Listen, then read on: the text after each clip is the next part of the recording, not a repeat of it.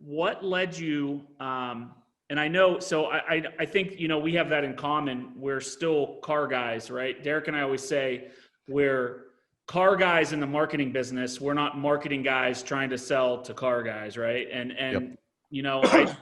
We're like-minded that way. The three of us, we came from the business. So that's another reason I think we connected right away. And there's a lot of other people in that boat on here.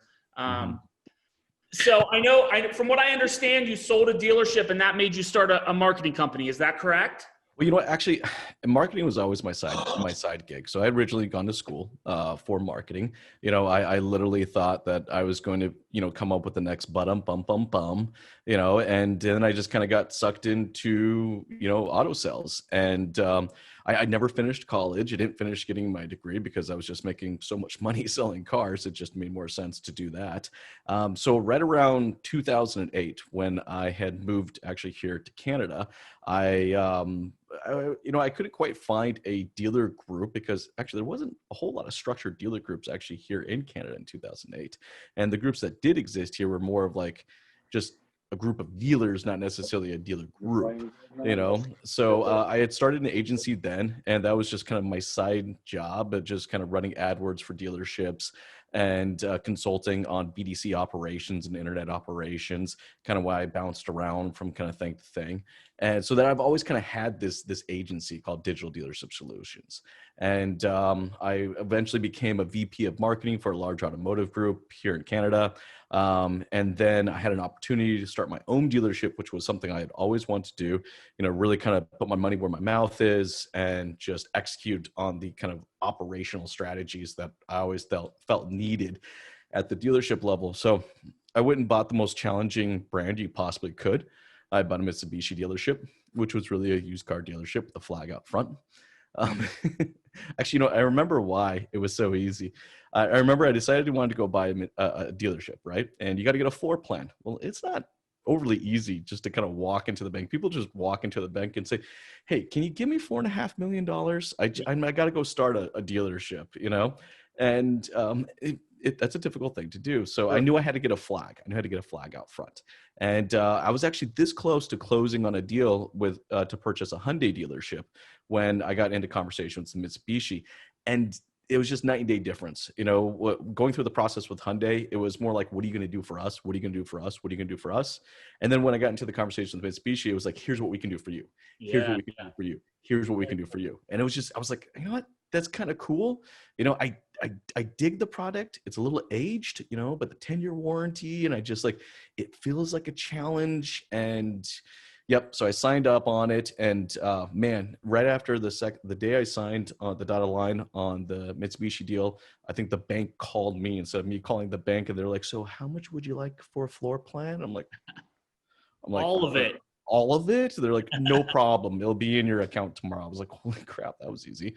So about 6 months into having the Mitsubishi dealership, I was approached by Mitsubishi saying, "We have another failing dealership in a city next to you. Would you be interested in taking over a second location?" And I didn't want to be rude. And so I came up with this, I took the weekend, came up with this really long list to send to the CEO of all the things I would need to get it done. I just assumed that, they would be coming back to me going, "Oh, no, we can't do that." And then I could bow out gracefully. Sure enough, I sent him a list, and within 24 hours, he called me up and said, "Okay, we're good." I'm like, "Sorry, you're good with what?" Everything? I'm like, "Oh crap.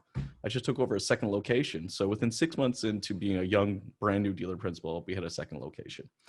And that was a challenge, but we really embraced the used car side of the business, but definitely the non-prime side of the business, because we're the two locations where we're heavy non-prime or subprime or whatever you want to call it. And we had a blast doing it. Awesome. That's great. So I'm going to say one thing about Jason before I leave and get on to some other people, but he can be controversial. His posts can be controversial. He says what he thinks. Not intentionally. Yes. Yeah. He says what he thinks. He says what he feels. But he really is the nicest guy in the world. So if you interact with him, if you disagree with him, he's just still so kind and nice about it. So We have a lot of respect for him at Think Ad Group, and I know a lot of you do too. So we appreciate you coming on one more time, and I'm going to try to move on. Derek, what you got for us? What's up? What's up, Jason? What's going on, Derek? How are you? Good, man. Thanks a lot for coming on. We really appreciate it. Oh, man, this is fun. Look at this. A bunch of great, good-looking people here, spending their late night after working an entire day, listening to me talk. Like, I feel grateful. Thank you, guys. Oh, man. Well, we sure do appreciate it.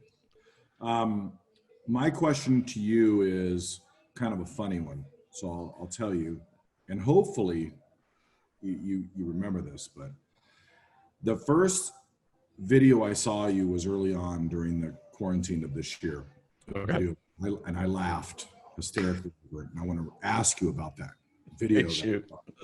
Okay, so, and I'm going to start saying it, and as I go along, I'm going to have you start to pick it up and go on with it.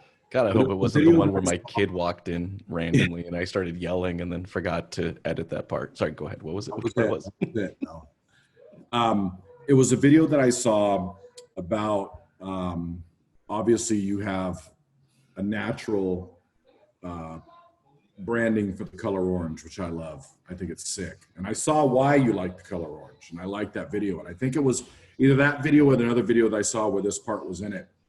But there was a time you were at a conference and you were in the bathroom. Oh my gosh. That was and I think it was, so I died laughing. It was either the first, second video I saw of you, and I was just hilarious. And then I started watching all your content and following you. But you talked about how a gentleman came into the bathroom. And you're in the dude, it was the most awkward thing in the world. Let me just put it out to people. He wasn't taking a leak. Yeah, okay. That's what he's doing, right? And anybody you're doing an amazing job setting this up, by the way. And anybody who's traveled a lot, like myself, Steve Larinaga, all these guys that have traveled a lot, we used to call it peeking through the crack. Or you would look under, right? So there was like some airports had cracks that big where you look in, you're like, hey, what's up, dude? I know you, bro. But in this case, it wasn't that way. Jason, if you guys don't know, he's got some really fly shoe game, and it matches with I do like shoes. Yes. Branded color. And I think that time he had some Nike Air Maxes on, some orange Nike Air, if I'm not mistaken, or Air Force Ones. They were one of the I think they're my Air Force Ones, but yeah. They were Air Force Ones, yeah. I'm a big sneakerhead. I knew the shoes immediately when you were talking about them. So from this point, I'm just going to say that somebody saw his shoes under the stall and said, Jason Harris, is that you? So dude, it was the most awkward moment in the world. It's just not typically a place that you expect to strike up a conversation, between the wall of a stall, when you're just kind of sitting there doing your thing, hanging out. And and it was so funny too, because it first came with a knock. So it was kind of like I was like, okay, maybe he's out of toilet paper. Like, do I need to kind of help a buddy out and kind of hand something over to him? And then a second knock came, and I'm like, yeah. Anything I can help you out with? He's like, hey, you're that Jason Harris guy, right? And I'm like, oh my gosh. I'm like, yeah. Hey man, love the shoes. And then he just went into talking about how much he loved following along the content and is one of his favorite videos. And I'm sitting there going, yeah, that's awesome. I appreciate it. It was needless to say, I got out of the stall. We both washed our hands and then shook, because back then you could actually shake hands. Yeah. Well, I want to admit that was me that did that to you. So I apologize ahead of time. No, I'm kidding. No, that was a funny story, but that's not the question I wanted to ask you. But I wanted to bring that up. But the question I wanted to ask you is, you're really big into branding, and you often talk about branding. Yes. How important is it, in your opinion, I'm a marketing business owner, I've got my guys, how important is it when you post content to post it a way that not to always post it to the content page, but to post it personally around the brand? So when you're building the brand or you're posting content, Yep. what's the right way to do that? Well, I think you just have to kind of be true to what your brand is, right? I mean, the worst thing. Can you help me, please? We can mute. That was awesome. That's like the best sound bite of the night, actually. Yeah. I found him. I got him muted. New ringtone. Down. No, I think when it comes to being like having a brand, it's just being true to whatever the brand is. Like the consumer, or if you're a B2C or you're a B2B play, whatever it is, all right. Like the other party has got a heck of a snozzer on them, right? They can smell out a fake brand really, really quick. So if it's not necessarily you, or it's something that you're comfortable, executing or being or talking about, they know super, super fast. So, I'm always telling people that you build your brand around what you're passionate about. And that may not necessarily be what you actually do for a living. Right. I feel like sometimes in social media, we seem to want to kind of define ourselves by our position and our responsibilities. And that's how we kind of value. And that's not necessarily the case, right? In social media, proper social media, right? People value you and your content and your brand based upon the passion that you have for what you put out there. Now, look, it just happens to work out for me that I'm super passionate about the color orange, that I'm super passionate about operations, and I'm super passionate about marketing. Look, I don't golf, I don't fish. I do own a ATV, so I do occasionally do that. But otherwise than that, I don't really have much other hobby than just good marketing and operations. So I think it's just kind of being true and owning that. Now, as far as executing on the brand, consistency is everything. And I just learned that from just being practice. I remember I walked into a dealership one day, and person didn't know who I was. General manager had no idea who I was, and they saw the tie and they go, yeah, I remember you. And I'm like, oh, okay, cool. I don't remember you at all, but no, I remember you. We had this conversation, and the way that he was explaining, I was like, holy crap, no, we seriously did have a conversation. I just could not place it at all. Little did I find out that he actually lost 70 pounds. So there was no way I was actually going to recognize him as a person at all, because he literally lost, the weight of a large husky. But yeah, it was just, he couldn't remember my name, but he could remember just that color and that color association. And he even went as far as, no, I actually have one of your sell sheets. Reached into this drawer, pulled it open, and sure enough, pulled out this orange sell sheet, one of the first sell sheets that we had ever used. I was like, holy crap, we have talked. And Wow. it was probably almost 18 months or 24 months prior to we ever even put that creative out there. So consistency in the brand does make a big difference when you're connecting with others. That's awesome. Great stuff, man. I appreciate it. And again, we appreciate having you on. We really enjoy it, man. It's really honestly the biggest crowd we've ever had. So It's gonna be fun. We love having you on. So that's enough for me, Justin. All right, let's go. Paul, you're raising your hand. What you got, Paul? Yeah, Jason, just a random question, but what's the hexadecimal code for the color orange you're wearing there? You know what? That's so funny that you're asking it, because I can I actually actually pull it know up for you. I was gonna say, because hold on. It's I know you're probably gonna pull it up before I pull it up. It is. Oh, here it is. It's EF 7131. Oh, you got it. Thank you. The funny thing is, the only reason I know that right this given moment is because Derek just asked me like a few days ago. I had WhatsApp my team asking what it was, and they responded back to me. So the answer was sitting right there. Totally random. It's a good question, though. Now I'm curious what you're going to do with the information. If I told you, I'd have to kill you. Yeah, fair enough. With those shades, I'm sure you probably could. All right, let's go to Mike Larkin. Mike, he's been with the think tank from day one. I think he was there the first week.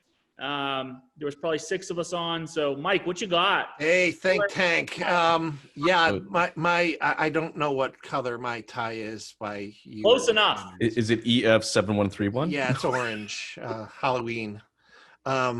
Hey, just a question on bouncing off of Derek's commentary on your bathroom story. Would that be on the Drive, the Hustle, or the Strategy Mob? You like all the different formats I put out there.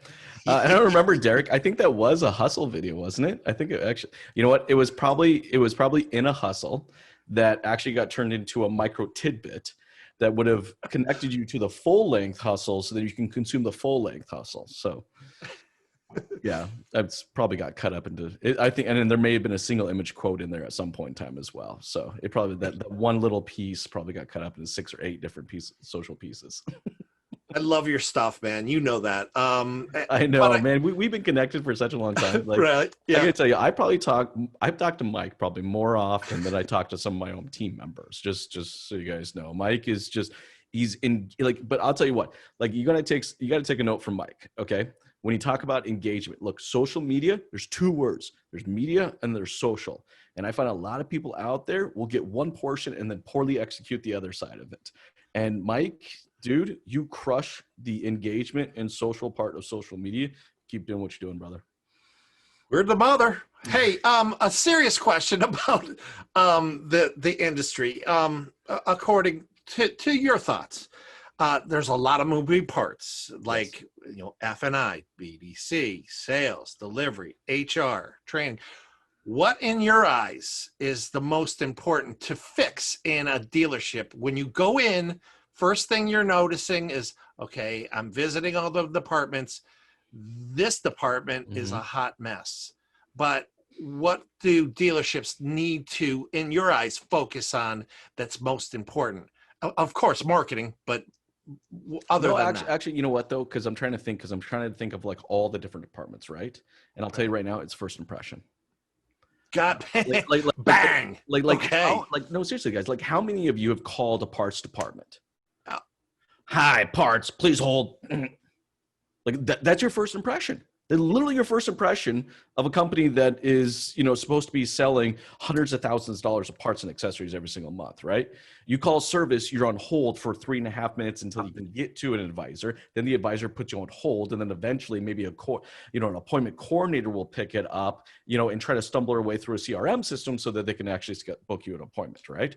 You walk then you talk about the sales team. How many of you guys have walked into a dealership, just kind of stood there in the dealership for a second, and then all of a sudden it's like whack-a-mole, where you watch all the sales people kind of pop their heads over the partitions.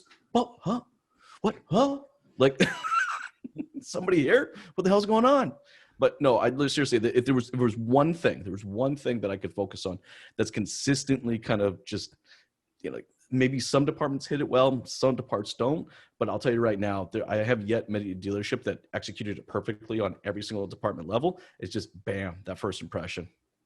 Awesome. I got to talk to you next week. All right. Thank you. Thanks for being here, man. This is fun, I'm a big fan, of course. I can't wait until we can sit actually in a bar together and have a beer. No question, man. Back to you, Justin. Thank you, guys. I want to go to another founding member of the think tank, Jason Garris. Jason's brought more people to the think tank than any of us combined. And I'm just finding my most embarrassing photo of Jason real quick. Hold on. I'm just going to see. There's this photo when we were on the Las Vegas Strip, and there were some very interesting women having lots of fun with Jason. And no, I'm just kidding. I won't find it. Yeah, if I pull it up, I want to see it. I love it. You remember this one? His bottom was a little red after that event. Yeah, the photo. Yeah, I loved it. What you got, Jason? No, anyway, I actually enjoyed my time in Vegas with Jason. And actually, my question to you is, I know you said you were in sales, you made a lot of money in selling cars when you first started. Yes. So when you were selling cars, did you sell a lot of cars, or what did you? Were you saying average? My best year was 512 units. And I averaged, right around, I was about 30 cars a month, give or take. And then you go into Q4, sometimes you'd be a little up, sometimes you'd be a little down, but yeah, I averaged right around 30 cars. And, I was one of those young people in the business that, like, I made drug dealer money. Like, I'm not going to lie. Like, I know that sounds horrible, right? Like, can anybody make that into a single post tag? get into the car business, you'll make drug dealer money. But like I did, like it was just it was nuts. You know, I mean, granted, I lived at the dealership. I worked there 7 days a week. I didn't have anything else to do. But yeah, I made a stupid amount of money and I spent it on stupid stuff. Like I wish, you know what, I always I've actually kind of thought about this, and I wonder if anybody's looking for kind of a business plan or something that would think is there are just a lot of sales professionals in the automotive space that have accumulated a decent amount of wealth and not necessarily educated exactly what to do that. And I always wish there was someone there to kind of walk me through it, because boy, did I burn through that. Mm-hmm. Excellent. I was just wondering how many units that was sold when you were selling, you know, but marketing is a whole different, you know, obviously marketing is where it's at. You know, if you become an ad agency, that's what you really want to become as a salesperson. I think that's ultimately, that's what you want to convert to. You know, obviously you want to get your next sale. So, but yeah. But you know what, Jason, what's kind of interesting is my income actually peaked as a salesperson. Yep. Every position I took beyond that was actually less. So I actually had gone from sales into internet operations, which then just kind of got sucked into BDC, and I became the director of just anything and everything to do with internet. And I made less money there, probably worked more hours than I did before. Then I had left there to actually spend time in the service department. I mean, the least amount, I mean, I remember at one point in time making, you know, $180,000 to $197,000 a year as a salesperson. And then I went to go be a service advisor for $42,000 a year. Yep. You know, but I did that all with the intention that I knew someday I wanted to own a dealership, and I needed that operational experience because I didn't have the education to complete it. So I was either going to get it from experience or education. For me, it was going to be experience. I think it's the good point that you got there. If you're going to market yourself in a dealer, anybody that's in a marketing company, if they've worked in each department of the dealership, then they know what they're talking about with marketing. But I have a feeling if you haven't been in all phases of the dealer and you're a marketing company, how do you market it something you never sold? So then how can you actually, you know, so you have a lot of experience in it. So, you know, I got to hand it to you on that, you know, so it is nice seeing you on here, and 100% your tie does stand out. So, but yes, I did have a good time in Vegas. I'm not going to lie. But what happens in Vegas goes on social media. That's right. I didn't post anything. I didn't say anything. I'll just delete those photos real quick. Yeah, no, don't delete it. Keep it because I want to remember it. That's good. Yeah. So, Thank you. Thanks, Jay. so selfishly, I'm going to get to a couple of other Think Ad Group people, and then we'll start some hand raising. Josh, what you got, Josh, the newbie? Let me get unmuted there. What's up, guys? So What's up, Josh? Jason, how are you doing? I appreciate you being on. You know, I know somehow Derek and Justin convinced you to come back. I'm not sure how they did that. If they, You know what? They just asked. That was it. They're like, you want to do it? I'm like, absolutely. Actually, Derek did promise me a hoodie. A hoodie. So that did get a deal. After you brought up the drug dealer money, I was like, dang, how much did they pay him to come back? No, we appreciate it. So my question, it actually happened today. I had it's more of a marketing question and probably more related to your BDC type experience. He's in a heavily Spanish populated area, and the question he asked is, you know, what's a tip or what should I be doing in terms of like my mail or my marketing to, you know, reach out to these people that are Spanish speaking? You know, is there an approach to that? And honestly, when he asked me, I kind of was like, that's a good question. And you started talking about your BDC experience, and maybe you've never been in that situation, so maybe it's not something you can even answer. But. You know what, we actually do run campaigns, and we've run campaigns in almost 8 different languages. Being up here in Toronto, like we have like a hot pot. I mean, we've created campaigns in French, Mandarin, Portuguese, Italian, Punjabi, and the list kind of goes on. So there's a real hot pot of different ethnic backgrounds up here in Toronto. So yeah, we've actually been forced to actually walk down that path. And what we found has been most successful is we've run digital ads that are language specific, and we've had great success with those. We've run email campaigns that have been language specific and have been super successful. And then also mail. Now in the mail, we use kind of what's called a PURL. They're a personal URL in the mail, which connects to a QR code. So we actually know if people actually engage with, so you kind of scan the QR code or you go to the URL to kind of download the coupon. Then we kind of know your engagement ratio, your engagement, and then we're able to engage back with you in the language of the campaign that we know that we sent out. Now with the digital ads, all of those digital ads, every time we run a digital ad, it has always gone to a specific landing page that has a tracking phone number or a phone number that's designed to actually then go directly to a salesperson or a manager that speaks that language, so that when they answer the phone, they're not like, hey, hi, welcome to ABC Motors. No, they go straight into, introducing themselves in the language that the campaign was originally designed for. Perfect. I don't know if it helps, just, but that was kind of the strategy we've done. Yeah, no, he just asked, and he's like, can you identify who those, people are in terms of the Spanish speakers versus English? Do we need to change up the direct mail to have Spanish on the front, English on the back, vice versa? Like, I was like, it is hard in a CRM system, because I've yet to find a dealership that does a really good job of actually tracking the, language preference in a CRM, even though there are a fair amount of CRM systems out there that actually do have that as a field.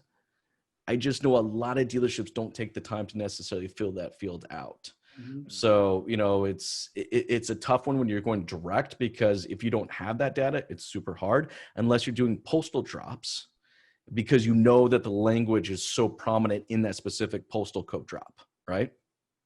Right. Yeah, no, that makes sense. I appreciate it. I know it was kind of a deeper question. But it's fun though. Look, anytime you can run a campaign that gets super deep or very specific or very niche, into an audience, look, the results are always going to be higher. It's today, look, it's 2020. We don't ever take a shotgun approach with anything, right? We laser target on a very specific audience. There's always a clean way to targeting them. You just got to take the time to figure it out. And that's why I always find the key is that you always start with the audience first, and then you work backwards to the creative and the formats that are going to help you meet that audience. A lot of times as an agency, we're creative first, audience second. But I'm telling you, the most success you'll ever have is audience first, and then work backwards in the creative and the ad formats that will help, that you are confident to know that will actually reach that audience. Yeah, I love that. My dad was an English major, and I heard like that exact thing since I could walk. So it's just kind of funny that you said that, because he literally said that same thing growing up. That's how authors write books, right? Mm-hmm. It's like they first picture the audience that's going to consume that content, and then they don't create the content for themselves, but they create it for the content for the people that are going to consume it. Exactly. That's strong. The first part of the question was boring, Josh. Second part, I liked a lot. Well, hey, thanks. I'm here to please you, Justin. We're going to go to Steve Laraniga. What are you drinking, Steve? What are you drinking, Steve? Brother, right now, I'm just chilling out, watching everybody drink right now. Give him some iced tea or something. What's that? Give him some iced tea. Yeah, I'll see if I get some iced tea right now. I had a pretty long day. I can use an iced tea. But, hey, excited to be back on a Think Tank, Justin. Thanks for giving me a couple of minutes. Hello, everybody, all the guys, Michael, everybody. Back, man. We love you being here. Good to see his voice. Good to see his smile. Good to see his tie. It's exciting. It's exciting today. But I'm just going to be quite honest. When you guys put it out there for Think Ad Group, talking about Jason Harris and everything that he started talking about or what he did, I want to know what happened. I want to get into it. Tell him, Jason. I want to know who he smacked in the face and how he did it. I hit a couple people in the face. Bold and speak your mind. Let's hear it. Excited. So, real quick before that, where's my boy Josh? Let's get together tomorrow, bro, and I can give you some insight on some of that marketing on Spanish. I agree with everything. I know you're the king of freaking direct mail and everything, dude, and marketing. I want you to get with them, please. Yeah, 100%. I can help you out with that. But definitely want to hear what Jason did and who he hit and how it happened. I know something about a used car guy, but I purposely did. I asked Derek today, and then I said, "No, Derek, I don't want to hear from you. I want to hear from Jason." I kind of waited for like the whole week. So lay it on me, bro. Lay it on me. All right, I'll lay it on you guys. Look, you know what? Okay, so first we'll put some context out there with the amount of content that I put out. You guys have, if you guys follow me at all, you know that I put out a stupid amount of content. Okay, and to be able to put out that kind of content, I truly have to trust my team. So I legitly do not watch any of the content that goes out there for a couple of reasons. A, I hate watching myself and I hate listening to myself. B, that we would never put out as much content as we do if I actually sit there and edited through this stuff. I mean, I'll walk into our team's room, and if they're editing content, they're a bunch of dicks. They will literally turn off their monitors because they know if I see something, I'll be like, oh no, cut this way. No, you need to add the last 45 seconds of that, and so on and so forth. But regardless, though, I have no beef with what got cut, and I got no beef with what got put out there. And you know, I think a fair amount of people out there saw the post, read the headline, and decided to just comment. And I think there was other people that saw the post, consumed the entire post and the comments, and decided that this was actually a conversation. And look, at the end of the day, I am a firm believer that a single used car manager just cannot handle the operational responsibilities that have been put onto the used car department over the last 10 years. The sheer stress and what's expected for a used car department to perform is it can't be a one-person job. That doesn't necessarily mean that we have to go hire 4 or 5 new people. It's just the used car department has to no longer be a department. You got to think, we structure our dealerships in silos, and I've always had an issue with the way we structured silos, guys. I can't tell you how many meetings I've been in. I got the used car manager over here, the new car manager over there, the service manager over here, the parts manager over here. Look, service manager wants to punch out the used car manager because he's a dick when it comes to reconditioning.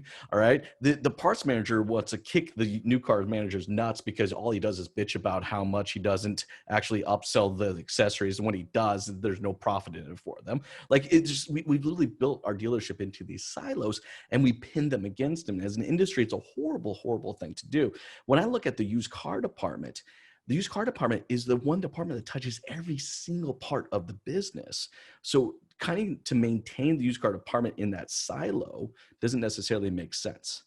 So it's like, you know, the service manager needs to be responsible for reconditioning of the cars. Used car manager shouldn't have anything to do with that at all, right?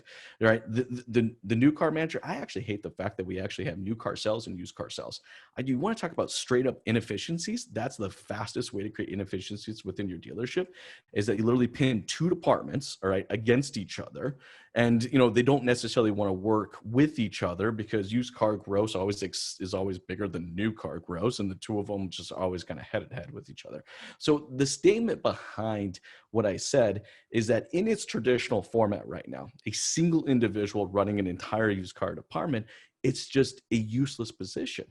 It is not efficient in the way that we've currently built the model. And, you know, I love the fact that, and of course I also made a point of noting out old school, you know, used car managers. If anybody's been in the business for longer than 10 years, you know what an old school used car manager is, right?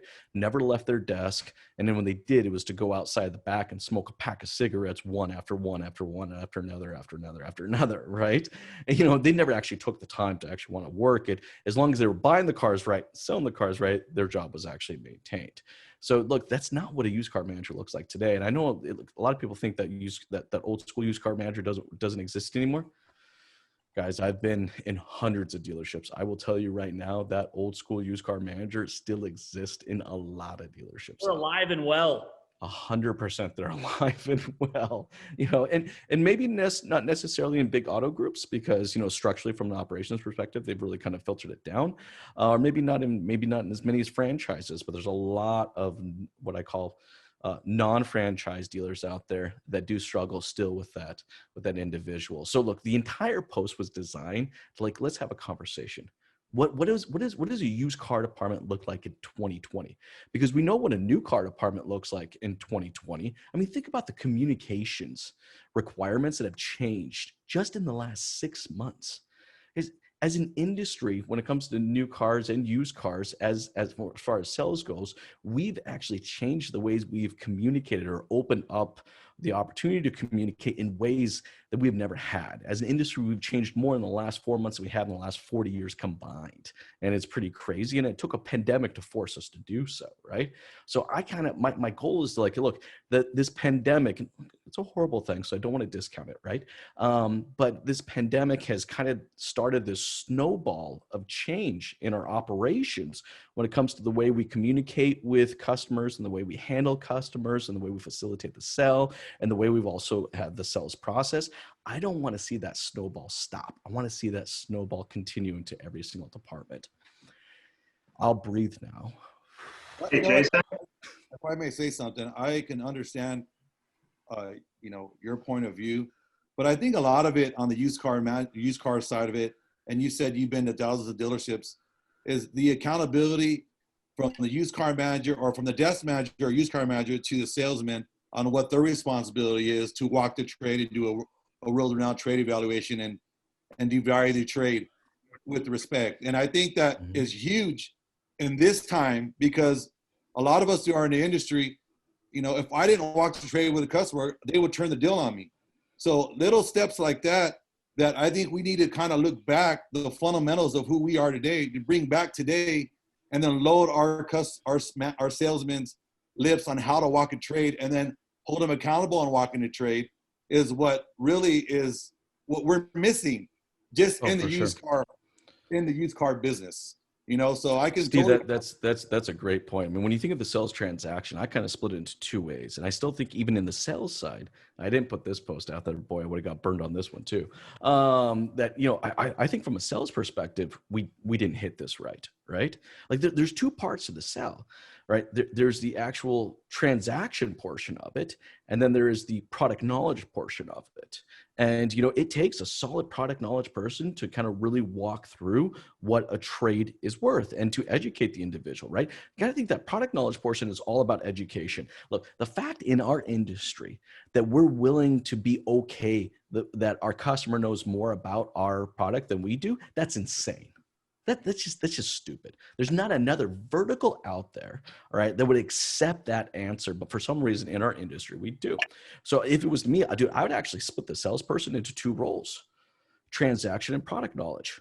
And some dealerships have and done it incredibly successful, where they have product knowledge people that you deal with when it comes to product and in your trade-in and everything else. Then they have transactional managers that will just work the transaction portion of it. So I don't know exactly what the right model is, but I do think that we do need to embrace and at least start having conversations around what the next model is going to be. Cool. That was cool. Thanks for your time, brother. We appreciate you. I appreciate you. Thanks for joining, Jake. See you next time.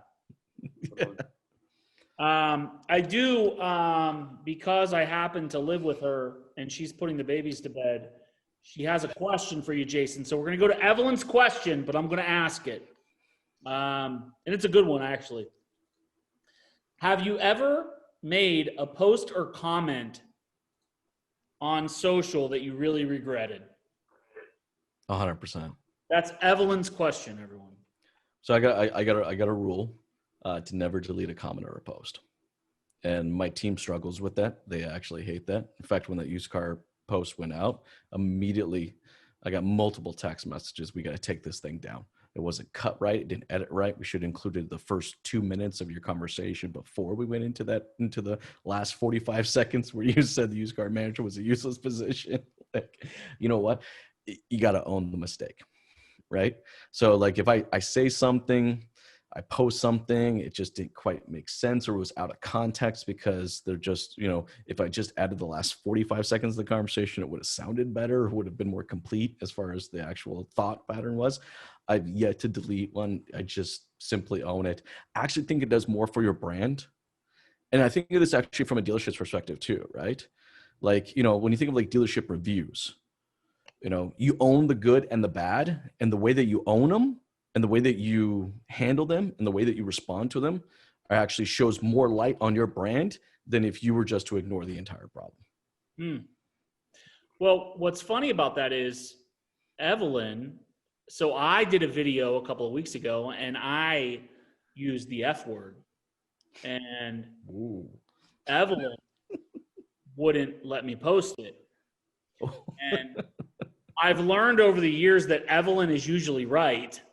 So, Evelyn's usually right. But do you normally say the word fuck? Like, is that normal language then for you? yes, except Constantly.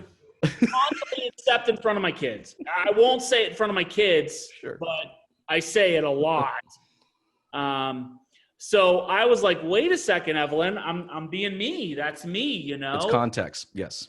Yeah. And I want to be me, you know, Gary Vee says it every other word, you know, why, if it's okay for him, why can't I say it once in a blue moon?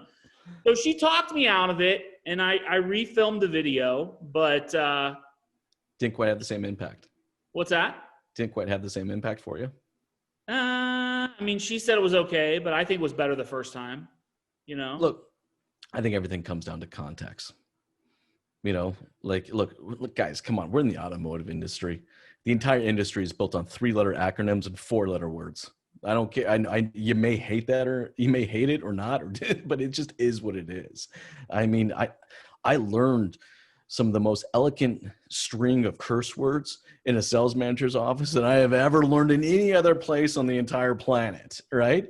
So like, That's where I got it from, you know? of course. I have a terrible mouth. And But to your point, Justin, look, I think there are some people that will kind of go that direction when it comes to curse words because they're looking to go, oh, did he just say that? Like, look, it's context. It's what it is, man. If it's you being you, screw it, put it out there.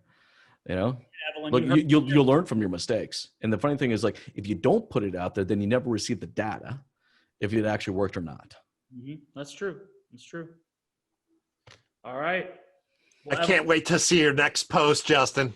Oh yeah, he's totally dropping the F-bomb in the next post. I guarantee you. It's actually the first one. Now, you want to know something funny is we've actually tested this. So I'll give you a little insight. We've actually tested this.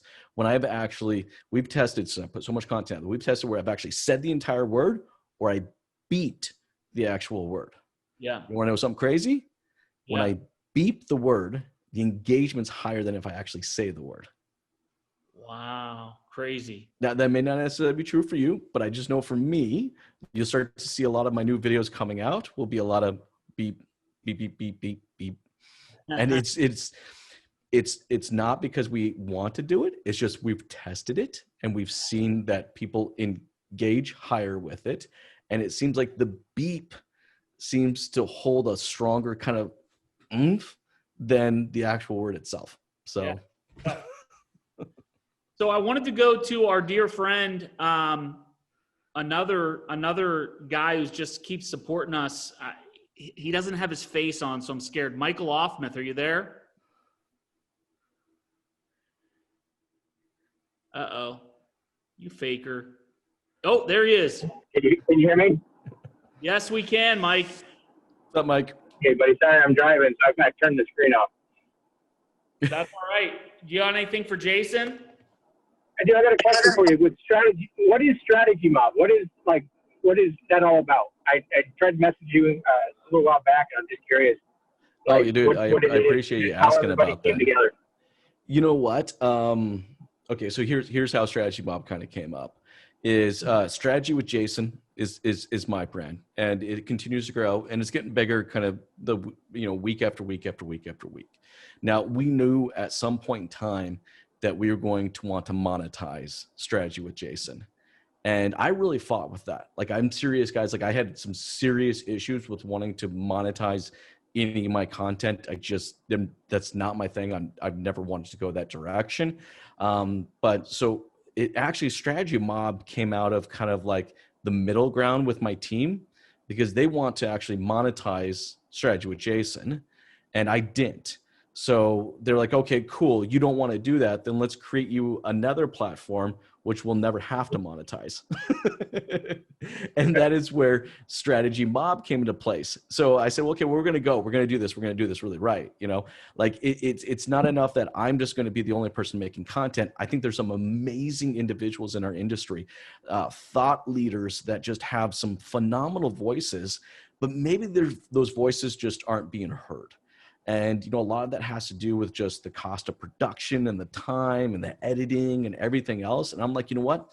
I want to eliminate that excuse. I think there's some just amazing people out there that got amazing thoughts, amazing strategies that other people in our industry need to hear. So Strategy Mob was kind of like my way of thanking the automotive industry for everything that it's done and everything that's blessed me with. You know, like, you know, Strategy Mob, like I'll tell you right now, like we don't monetize it. There's nothing there to make money out of, but it does, like Strategy Mob costs me $250,000 a year. That's what Strategy Mob, that's how much. And it's like, we've put that money, we've allocated that money, we've allocated the labor that goes into that. And it is just straight up with the intent of just seeing the betterment of the entire industry. That's awesome. Yeah. That's really cool. How do you come up with the people that are a part of it? We're figuring it out as we go. Like, I honestly, you know, the same thing that we learned with strategy with Jason is like the first step is just do. So, you know, first step, we're just going to do it. We're just going to put the content out there, right? Like second step is really kind of to create the routine in the actual doing. So first step, just do. Second step, I got to make a routine out of consistently doing it. And then the third step is when we start to really kind of figure out, like, how do we identify mobsters? How does the mobster kind of evolve? So everybody comes into Strategy Mob as a captain. Like we thought we'd have a little fun with this. I'm going to put the money into it. Might as well have some fun with this thing, right?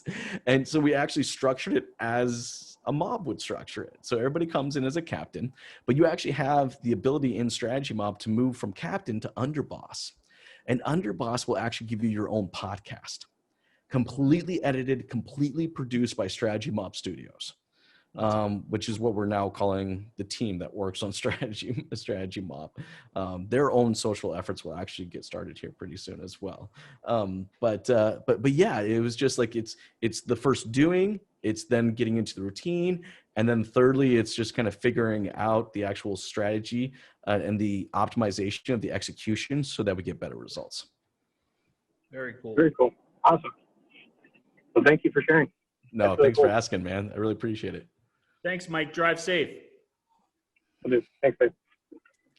All right. So let me see. I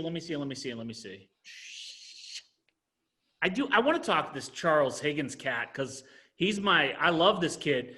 And he's been in the business forever. He was, he did a video yesterday, really good video. I can tell, Charles, you're not huge on making content, and it was just really nice. Gave a lot of shout outs to some people in this group. Charles, what you got for Jason, and how are you today? I'm good, man. You know, What's up, had what's going on, Jason? Love your content, by the way. Thank you, sir. So it's kind of funny. I went to tell you a little bit about me. I started back in '98. I remember getting internet leads off a dot matrix printer and using a Rolodex. So I have to ask you, because you're OG, did you actually call them an internet lead back then? Because we didn't call them internet leads back then. We just called them inquiries. They were manufacturer opportunities. See, like, I'm actually super curious. I've yet to actually nail down where in the world during our time frame where we changed the name of these opportunities into leads, because they're not. But anyways, Yeah, no, I agree with you. And I started with Toyota, and they were, you know, really pushing towards the internet world and CRMs. But I remember first day on the job, here's your Rolodex. You know, there's this big wall of Rolodexes, and these two drawers, these are someone else's that left. And yeah, there's the dot matrix printer. And if you snatch the piece of paper off of it, it's your opportunity. Good luck. And watching VHS tapes on training. That's how it started. Yes. But yeah, so went from that. Dude, me and you had the same training program. Like, I remember showing up for the first 2 weeks, thought I was getting conned. I'm like, this is weird. Like, Yeah, sitting in the guy comes in for about 15 minutes. He's like, now we're gonna play a video. Yep. Yeah, sitting in an empty room. About the gate. Yeah, empty room. You're the only one in there, sitting right in front of the TV, watching this horrible video on training. Sounds like we worked at the same dealership. Right? Yeah. The But so structuring it's video. Did anybody see the structuring video on structuring a car deal? That was the first video I saw. oh yeah, Oh, Yeah. it was the best. Maintain control. All right. Yeah. The customer's stupid. They don't know what they want. You need to control. Yeah. Sorry. Anyways. Oh, you're go good. ahead. So went from that and, was always into technology really big growing up, and went headfirst into the internet world and marketing. And it's kind of funny. Justin made a good point. When it comes to videos, it's not really my thing. Anything else, digital It's marketing, totally fine. I'm great. Content creation, ads, I'll build it all day long. Videos of other people, hey, whatever. It's not me. I'm a old school, good old boy system. That's what I grew up in. This is a good old boy system. But did the internet management, and was in management for 10 years, and then just got tired of getting paid less to babysit. So went back into sales, and I'm loving it. But one thing I have, I've done marketing campaigns and built, large networks for dealerships. On a dealership level, it's really easy for me. I can look at a dealership, come up with a game plan, and knock it out of the ballpark. I guess my question for you, Jason, is the one thing I have struggled with, and, I've been with Ford for over 10 years. Sure. Been to Michigan. They've brought me up there to work with their digital team. They've come down to see me. But I've always had a struggle with creating my own brand outside of just my name, and my whole thing is, creating a different experience. I pride myself in product knowledge. That is my biggest thing. The video I posted today was actually about product knowledge. Had to do with a customer that I dealt with, that they're going to be happy for years because of my product knowledge. Sure. Instead of the 6 months they would have been regretting their decision. You knocked it out of the park because you spent the time to talk to them and get to right. know. I listened, and I came up with I solved their problem, not just the short-term problem, but the long-term problem. Sure. And it unwound a sale. But they ended up buying 2 cars because of it. So I'll lose the one to get 2. 100%. And they're customers for life now. But I guess, how can someone, really help identify, what is their own brand? I don't know. I'm going to ask you real quick, Charles, just a couple of questions. Like, what do you, when you're not at the dealership, what do you enjoy doing? Just my family and sailing. Sailing is my. Oh, sailing. Okay. Oh yeah. It's teamwork. That's more than a hobby. In some cases, it can be straight up lifestyle because, man, you can really dive into it. And how long have you been sailing for? Since I was a teenager. I started competitively sailing when I was 12, 13 years old. Oh, wow. Wow. So look, I mean, honestly, your brand lives right there.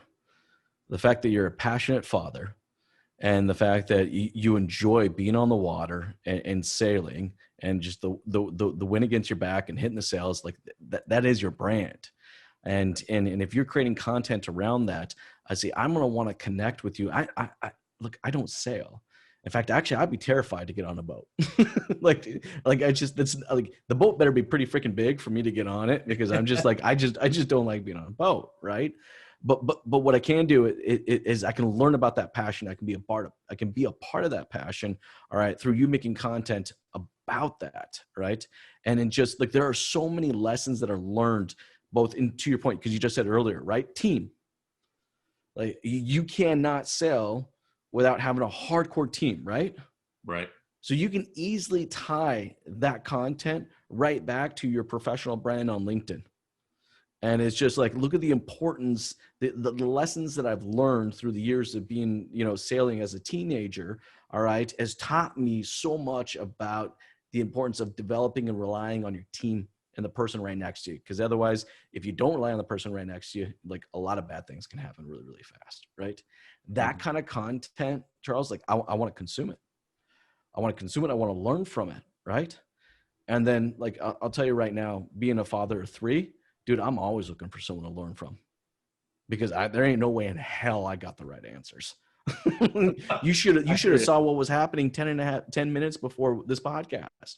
All right. My 2 boys thought it was an episode of WWE, and they never even seen a WWE episode.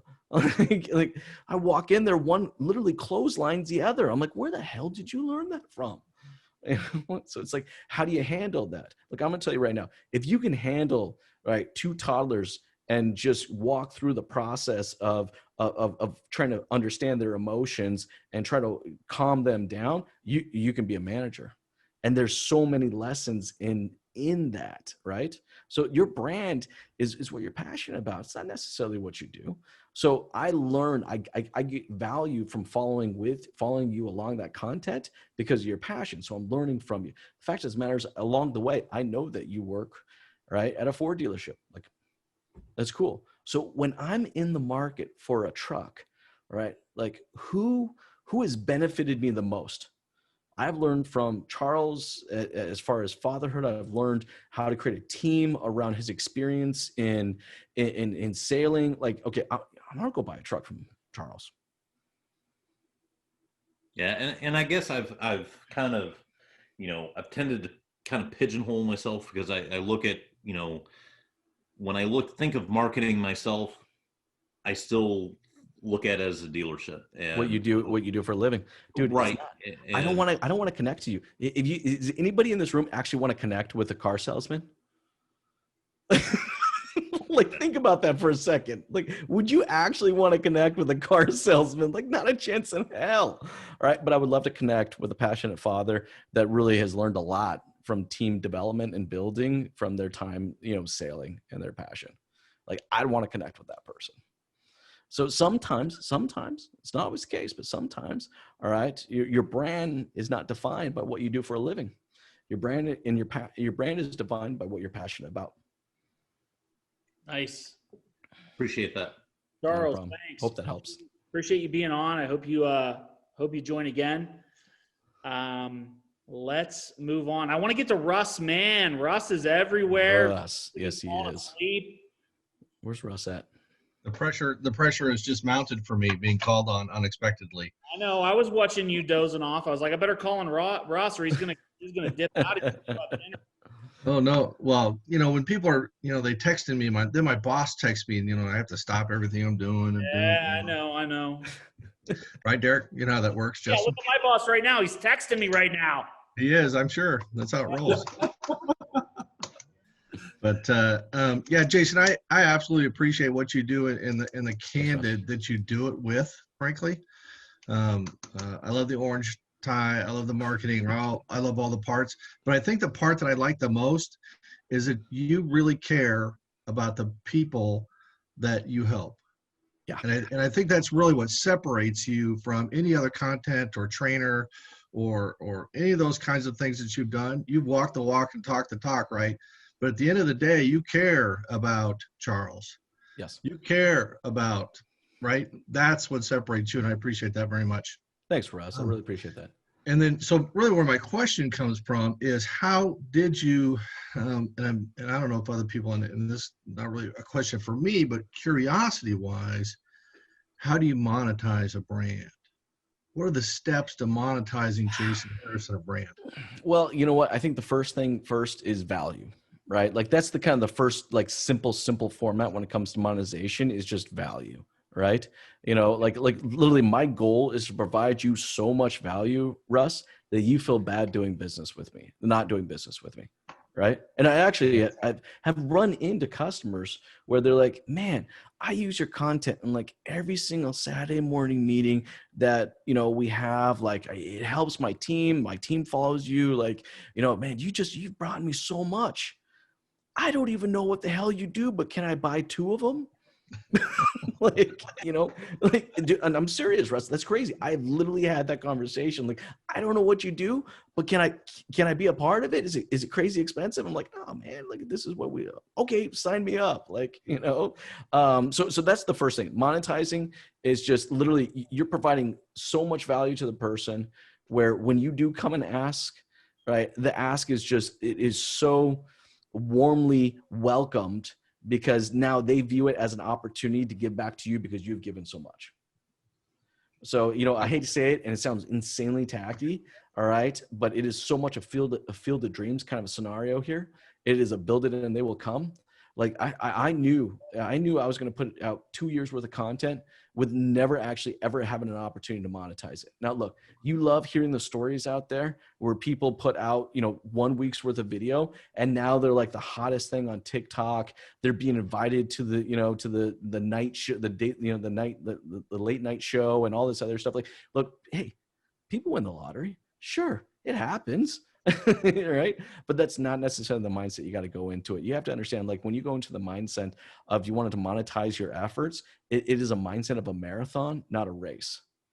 Okay. And I feel like that's where everyone kind of fucks it all up, is that they're like, oh man, I'm going to monetize my brand. I'm going to monetize my brand. And they think it's a race.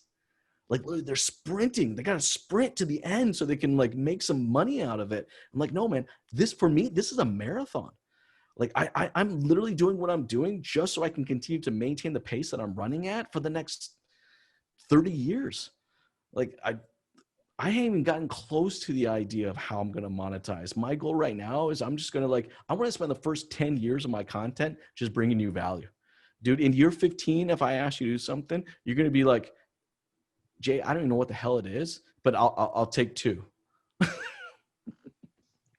Right. And I appreciate that. So it certainly boils down to that same basic concept of serving to others first. Yes, 100%. And then they will come. Yeah, that's absolutely that's but awesome. the key is to be able to stay in that mindset, is that you can never expect anything from them. Right. And so let's go back to Charles and what he's going through in that divide between personal, work, personal, work, right? So I have a Facebook page that's personal. I have a Facebook page. Sure. You know what I mean? So how do people, can you give them some advice on how people can kind of separate those two if they want to separate the two? Separate them all. Separate them all. Guys, there's nothing wrong that you having 6 different social media handles. All right. If your passion is sailing, paintballing, ATV, golfing, and Italian food, then make 5 entirely different social media accounts that all are relevant to that, because people are going to want to connect to you at that level. Look, I know we have this idea, and you know what? I actually been wondering this a lot. And we actually had a conversation the other day, or a few weeks actually ago. I had this conversation with someone over dinner, and it comes to this mentality of a business card, right? Like, we are so used to handing someone a business card, and that business card defines who we are as an individual and our brand, right? But in reality, those business cards need to say father, ATV lover, avid golfer, you know, insanely passionate about sailing, you know, like that's like, there's not one business card, guys. You can have 6 different business cards, and there's nothing wrong with that whatsoever. Great. And so I'll finish with my time to thank my wife. She just came back from Costco with, oh boy, an entire jar, and I've been sitting here munching on them. And I'm absolutely grateful for my wife. That's my kryptonite, by the way. Like, is it? If anybody ever wants to send me something and like just kind of like it sticks out there, you send me a pack of peanut M&Ms and whatever you want, I'm probably going to give you. Yeah. Hey, Jason, dude, peanut M&Ms are my favorite. I always freeze them. I don't know if you're all the time. It drives my wife nuts. Because she's like, where's the M&Ms? They're in the freezer. She's like, they don't belong in the freezer. I'm like, you just simply don't understand. Freezer, yeah, freeze them. Number one, nobody will find them unless they know what's up. But dude, they are amazing frozen. And when you throw them over some popcorn frozen, dude, that's all I gotta say about peanut M&Ms. Talking my language, dude. Good job on the peanut M&Ms. Wow. All right. Thanks, everybody. Have a great night. Thanks, Russ. Appreciate it, man. Let's go to, we got a lot of people to get to, so let's try to get a move on here. It's getting a little late. Let's get to Alex.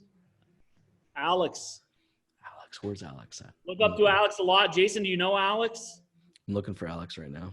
I don't see it on here. Right here, he's got some Buddy Holly glasses on, American flag shirt. Hey, what is going on, Alex? How you doing, man?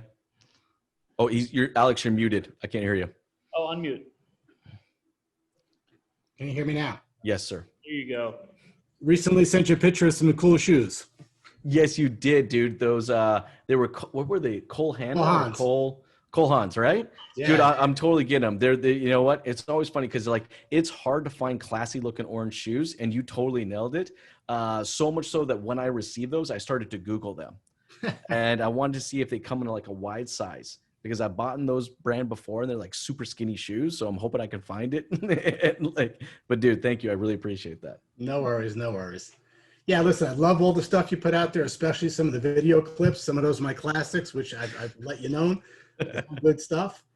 They're fun, right? It just takes you back. Absolutely, absolutely. You know, going back to the first question that kind of came out, which was about the used car departments and managers, I think the overall picture is that to really make something happen in the used cars or pre-owned, however you want to call it, in the dealership, there has to be an overall picture in the store of that's the overall goal. As you mentioned, these silos, really tough to work with. You know, if you're going to try to move a car in 30 days and it takes you 20 days to get the car even started in the service department, you're fighting every single person that you're in. It's a really tough move. You're moving it through the silos. Like you're literally moving it through the silos. And it's honestly, it's insane to even be able, like, if you want like a 30-day turn, which is aggressive, right? Agreed. If you want a 30-day turn, man, like it is in no way or form a one-person job. It's just, I've seen people turn 30 or a little over 30. I've seen people turn 45 and slightly under. And I'll tell you right now, I've never seen anybody do that with one person. It is a team effort. We're talking about, you know, going to a 2-week supply right now in these tough times when the market's changing so quick. So everybody's got to be on board to make that happen, especially from the dealer down. Otherwise, you're just fighting up. You know, it's not going to happen. I think the old school, used car manager, as you said, that's working from the Rolodex. I mean, that guy's now got to be looking at what is a VDP and how many are happening on a daily basis, and understanding why they're getting all those views and no one's buying the fucking car. Exactly. And then even if the marketing's happening, you know, from the right things, where is all that marketing going to? And is there somebody that can handle that? And where is it going to go? Like you said, is it going to go to the, you know, to an operator that's going to now try to find a salesperson? All those things are, you know, a problem that are happening in the day-to-day dealerships. How do you cure it? I don't know. One bite at a time. Yeah. It's like, what's that old saying? Like, how do you eat an elephant? Exactly. You know, it's just literally, dude, just one bite at a time. But it's a mindset, though, right? Like you can't eat the elephant unless you literally are prepared to do so. So I find that a lot of dealerships aren't even necessarily at the mindset that they're willing to bite into the elephant. They'd rather just ignore the elephant altogether. I would agree. I think the things that you're finding is that you only get pieces of it. You know, they want the 30-day turn, but they're not willing to, you know, work on the service department, or they're not going to touch that manager because, you know, we don't want to upset them, whatever it may be. But if everybody's not on board to make that happen, it's a losing battle. So I mean, that's the first thing, right? Like they have to understand that when it comes to the used car department, we have to literally demolish all these walls that these silos create. And they has to understand that this is an entirely team effort. When that vehicle hits the lot, or even before it hits the lot, all right, these 4 or 5 people all take action simultaneously. Great. Like it is not a one-person job. Like, you know, the used car manager's got to do his thing. Parts manager's got to do his thing. You know, the marketing manager's got to do their thing. Like all this has to happen like that. You know, as you mentioned, I think the most important part about this is I believe the used car department is the key to the majority of everything it touches in the dealership. 100% agree. 100% agree. It's like an octopus. I mean, it handles every single thing. I mean, the service manager should be embracing this because it's his best customer, the parts department and so forth and so on, and to make new car deals. And we could just go on and on about it. But at the end of the day is got to be that mentality put into place. Without it, it's very tough to do. It is, but yeah, you have to actually have to have the goal and objective behind it. Look, I got to be honest with you. Like I call this, I have a name for this. I call it full belly syndrome. Okay. Thanksgiving us for here in Canada is literally this coming weekend. Okay. For you guys, it'll be about a month away. Okay. But I mean, think about this. There are so many dealers out there that just literally ate Thanksgiving dinner. And they are so satisfied with what they have, they're not willing to actually ask themselves what they could have. Like, dude, literally, we're an entire industry built around results. All we ever talk about is how well we did. We don't necessarily ever talk about how well we could have done. Agreed. It's an entirely different mindset, but we have to get into that mindset before we can even make any freaking changes. Cool. Good stuff. Thanks, Jason. No, thank you, Alex. I really appreciate your comments, by the way, dude. And I appreciate the tip on the shoes. Don't be surprised if you see a video in the next couple of months where I'm sporting those bad I didn't get a boys. post on that. Yeah, 100%. Dude, I'm tagging you. All credit goes to you. All right, let's go to our friend Joe Brailer. Joe, how are you? Where's Joe at? Joe. Okay, there you go. Hey, Joe, what's going on, everybody? Man? Hey, Jason. Hey, Michelle. Hey, everybody. Jason, love your content. Love your energy. Love that you speak your mind, even though sometimes you get yourself in trouble. You're true to yourself, which makes you, well, true to yourself. I mean, you're not a flip-flopper. I love that. The one thing the question I have to you, being a former dealer. Sure.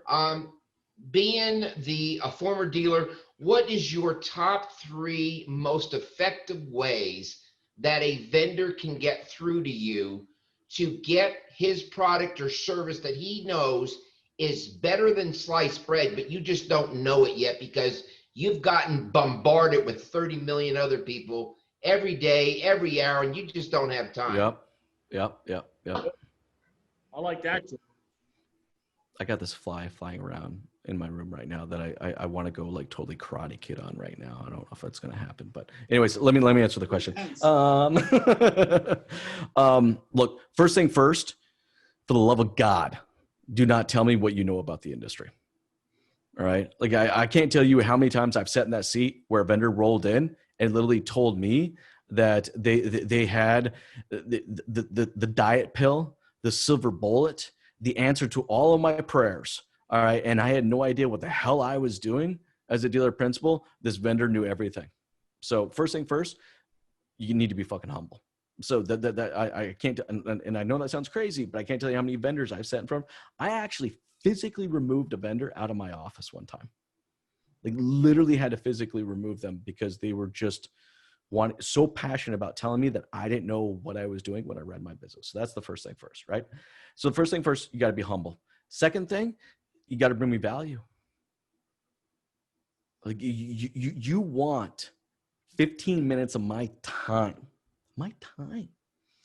where my time is worth something. It is not easy to come by. I got 15 people outside of my office right now that need my time, and you're asking for 15 minutes of the time. Now, I'm not saying I'm not going to give you 15 minutes of time, but goddamn, you better bring some serious value proposition for me to want to say to do this. I actually had a vendor one time. I actually made them pay me $100 for 15 minutes.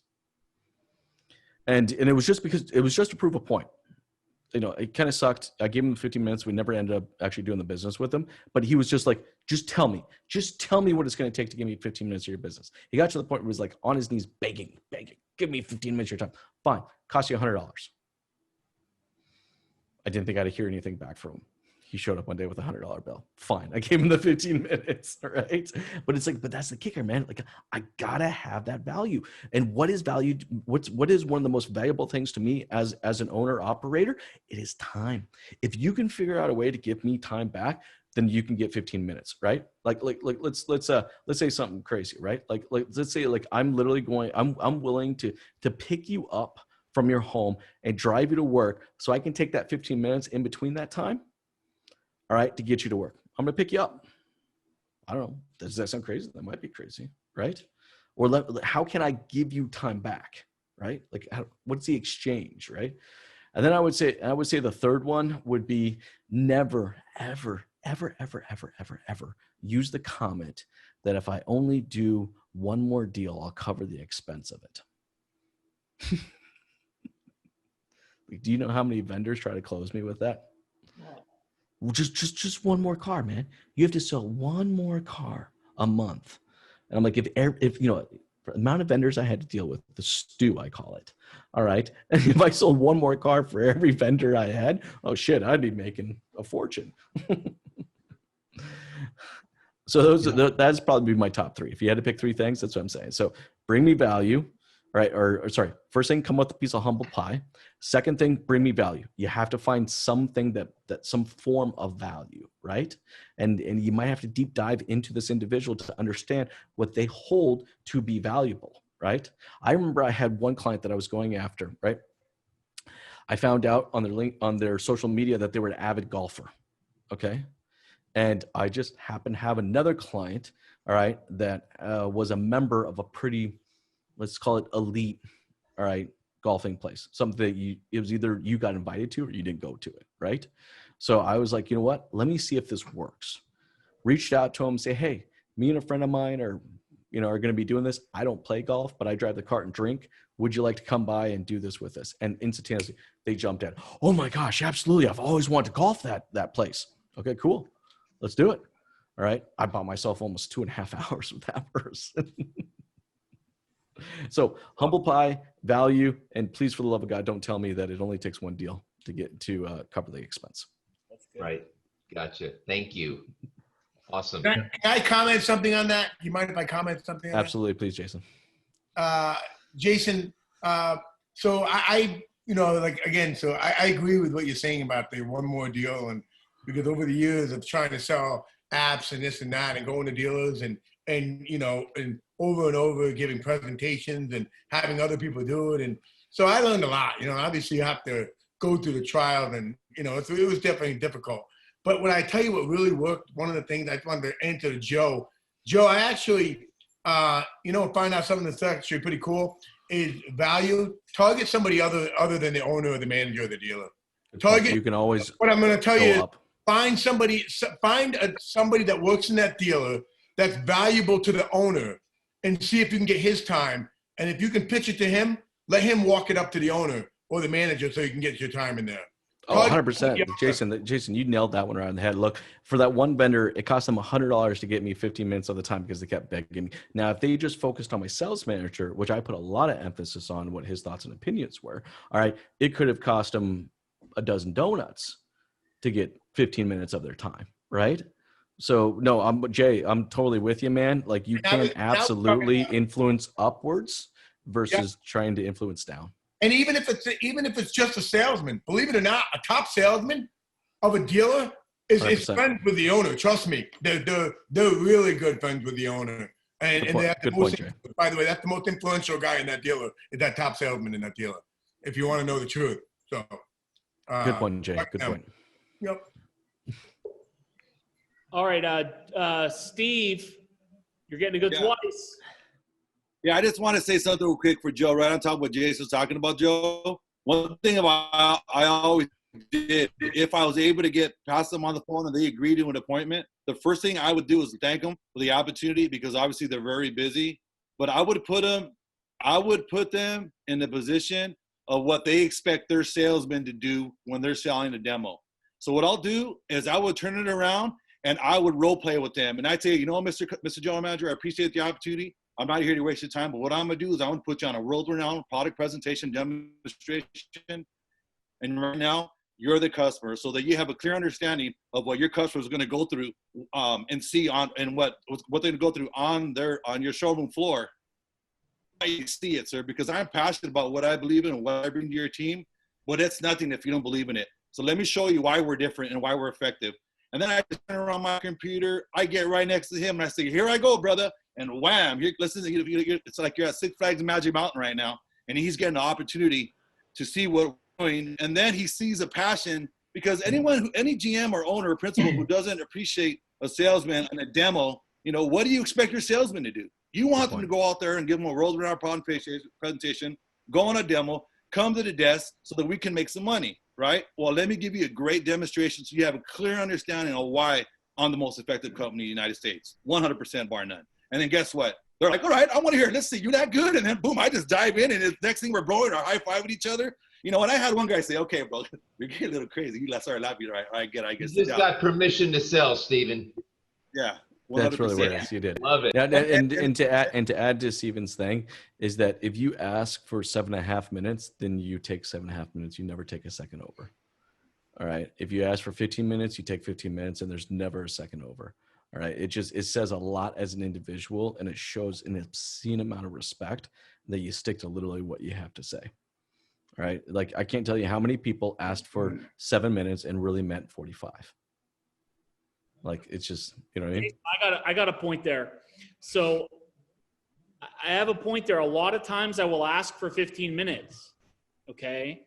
But the GM, the dealer principal, they get interested real early on.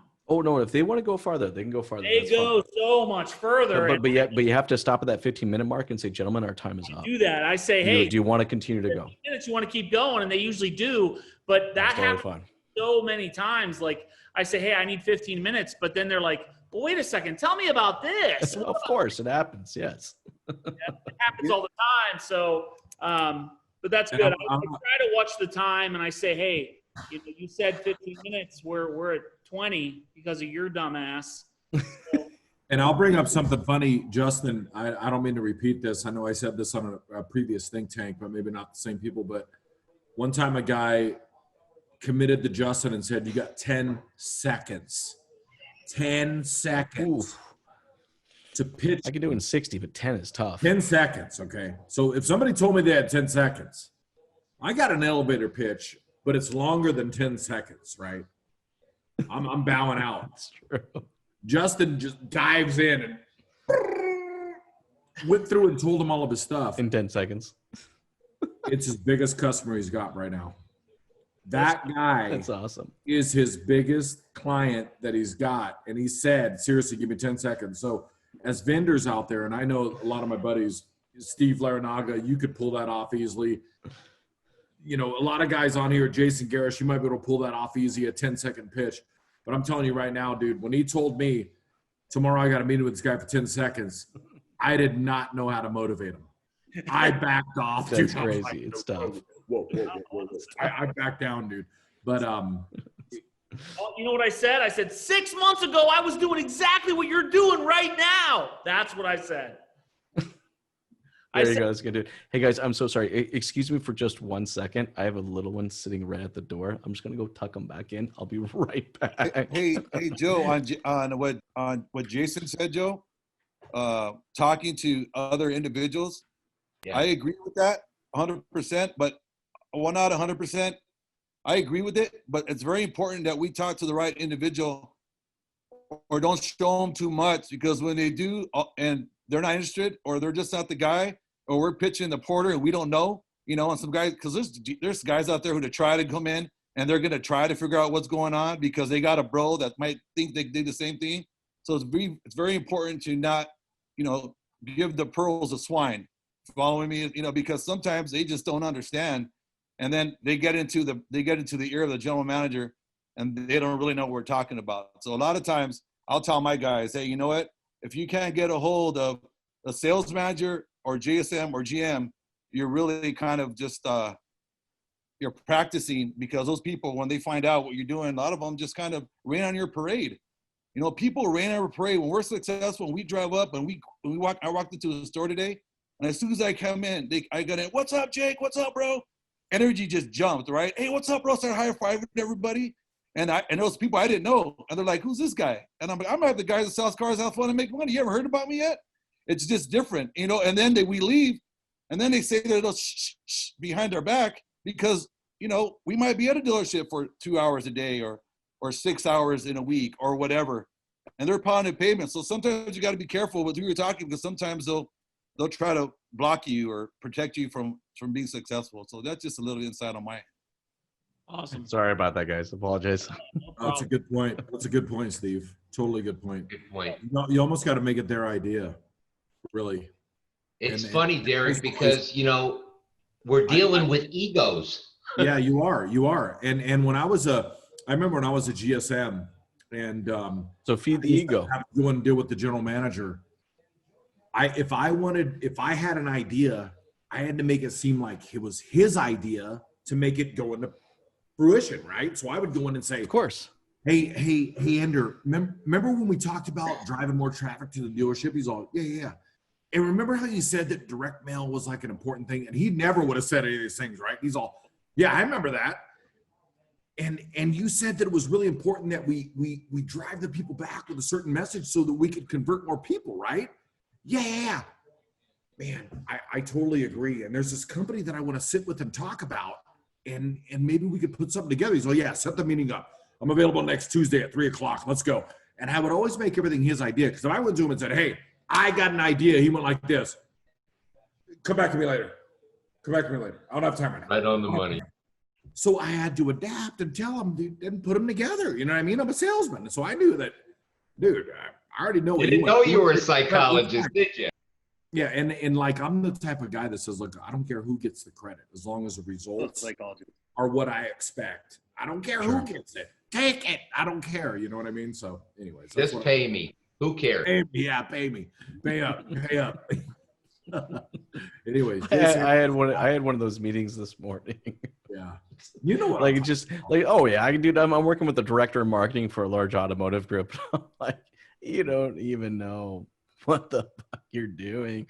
I just simply make you look good. So just continue to sit there and smile, and my team will do the rest of the work. But no, like you just have to. Like it's just look. I mean, I'm like, look. I think people that are in the space that we're in, we're not here. We're not glory hunters. You know what I mean? Like I've never. I don't give a crap what my position is. As long as you pay me, call me the janitor. I don't like a crap. As long as I make the money, it'll make a damn difference to me. Yeah. Well, let's get to first of all, listen, this is probably the biggest car episode we've ever had. And for those of you that aren't in the car industry, please raise your hand. I know.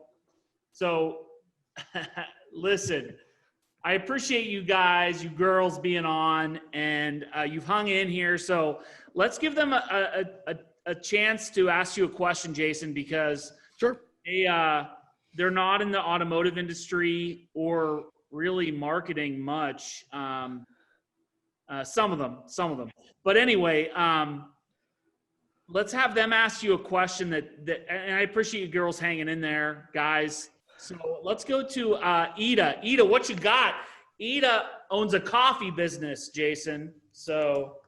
Oh, I like that. Good night, everybody. I'm falling asleep. I'm not in the automotive industry. All this car shit. But you know what? My husband works for Ford Motor Company. So he's a strategist for Ford, and I can't relate because I hear him talking about cars and strategy and marketing all the time. So this is not a foreign subject for me. Good. And I hang out with you guys because I like you and I love you guys. And I also get nibbles on, I have a small business, but my vision is to grow it and get bigger. So as you guys were talking about, car things, you were also talking about marketing strategies. So let me plug you quick, Ida. Jason, if you need a different gift sent to a customer, a client, somebody you really, you've sent edible arrangements, you've sent whatever you've sent. Ida does the nicest coffee arrangements. That's cool. Coffee, and she customizes them to what you're looking for. The next time you want to send a gift, Jason, look up Ida because she does an excellent job. Great gift baskets. So there you go. Awesome.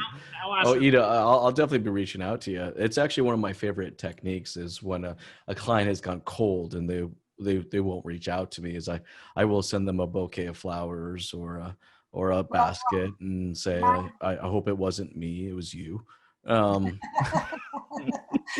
Well, my business is like a flower shop, but made out of coffee. So Oh, anything- that's great. I actually, you know, what, we actually we work with a local roaster up here in Windsor, Ontario, and that is actually where we make Closer's coffee. So we have, in the last 2.5 years, have sold a little over 1,900 bags of Closer's coffee. And it is some amazing coffee. These guys are the same roasters that work for Mother's Coffee and a bunch of other brands too. So they do some really cool stuff. And then all the proceeds have been donated to the Sick Kids Hospital up here. So we've had a lot of fun with coffee and developing out kind of that brand and sending it out to people. But we don't have anybody in the U.S. that has been able to support our efforts. That's what I was gonna say. Yeah, I was gonna say there may be a connection there. I'm here, but I do have a question because Yes. it's funny when you were talking about social media and the personal side and the business side and how people can relate to what you do or what you're passionate about. As you were talking about that, I was actually creating a holiday card that I wanted to send around Thanksgiving for my customers that have supported my business in this last 2 years, just saying I'm thankful for you. Not necessarily a Christmas card, but just a thank you card. And I was putting a picture of me and my kids. We have this matching shirt that it's all about coffee. And I was actually debating whether I should include the picture of the family, which is just me. It's a small business. I market it as a family business. Well, have you put content out about being a family business? I mean, has there been social posts in the past with you and the kids? Yes, absolutely. But it's my business because my husband has his own gig. So I'm just kind of like, and I wanted to bring that to, at what point do you separate, like your personal life to your business in terms of marketing? Or do you, I mean, if you convert yourself. It's for every individual. Like there's no wrong or right answer here in any way or form. I have no personal social presence.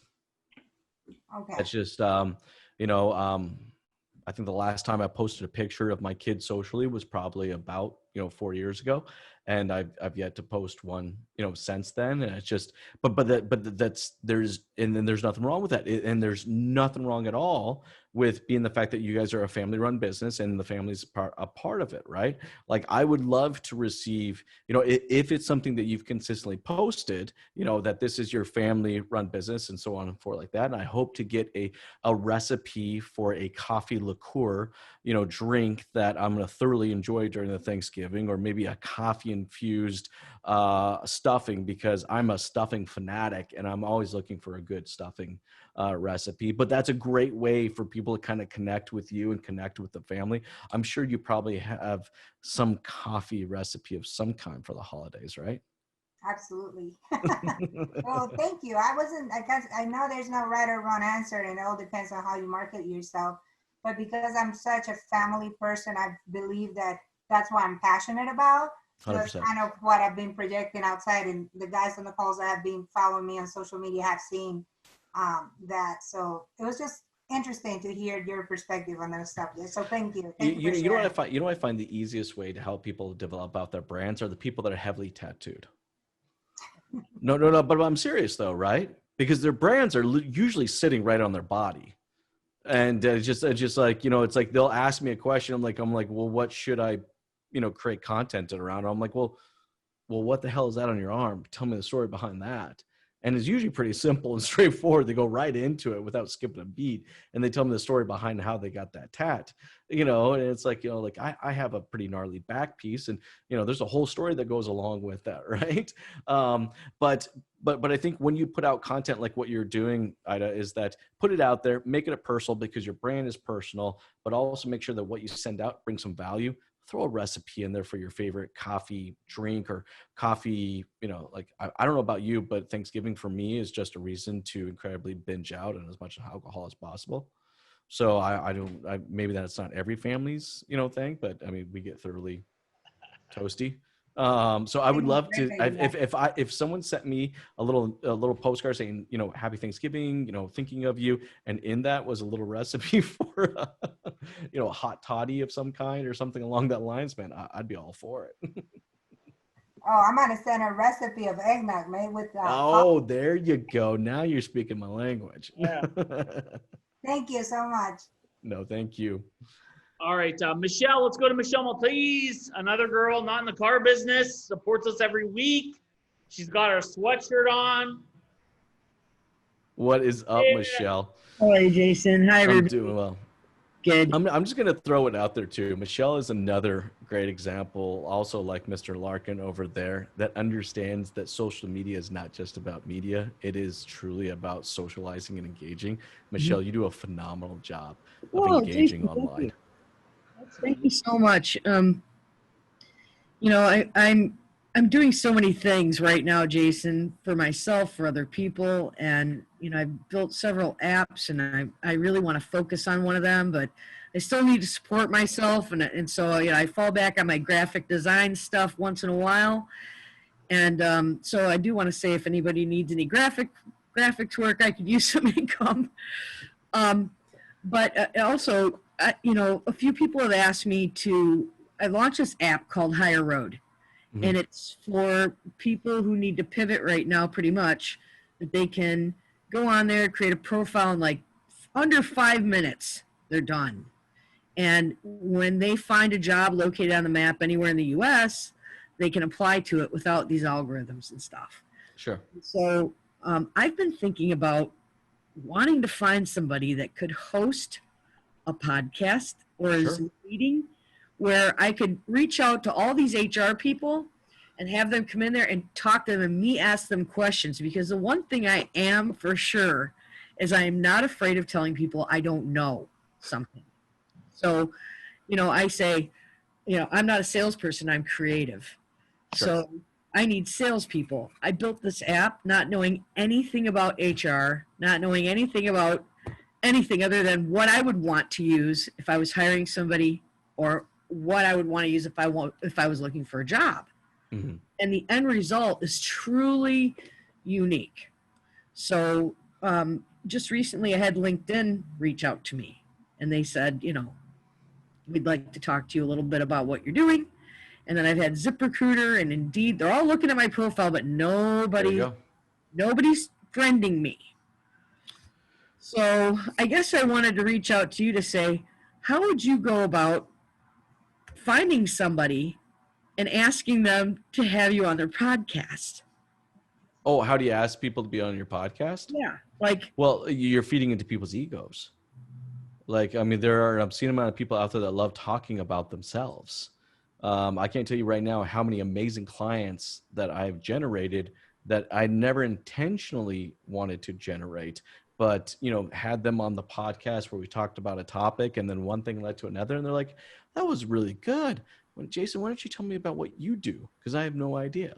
Like, you know, and it just kind of, it led into that conversation, right? You know, Right. look, I think there's an opportunity to place your position where, you know, there are a lot of, look, bottom line is, guys, going into this Q4, there are going to be a lot of people out there looking for jobs. Mm-hmm. All right. There's already a lot of talent in the pool right now swimming around as it is, you know? So, you know, I definitely think that there's an opportunity out there just to reach out to these people and just say, hey, I am just trying to help others figure out what is the best way to find them and position themselves a job. Would you come on with me and just share some advice? I'm building an audience. Here's the audience I have, so on and so forth. And you'd be amazed how many people do that, and understand that you're going to ask 50 times and get one response yes. So it is absolutely an odds game. Just don't stop asking. Just keep asking. So just curious, do you have any ideas or advice for converting people from hearing the story to actually using it? Because I have this awesome app with like 6 jobs on it in the whole US.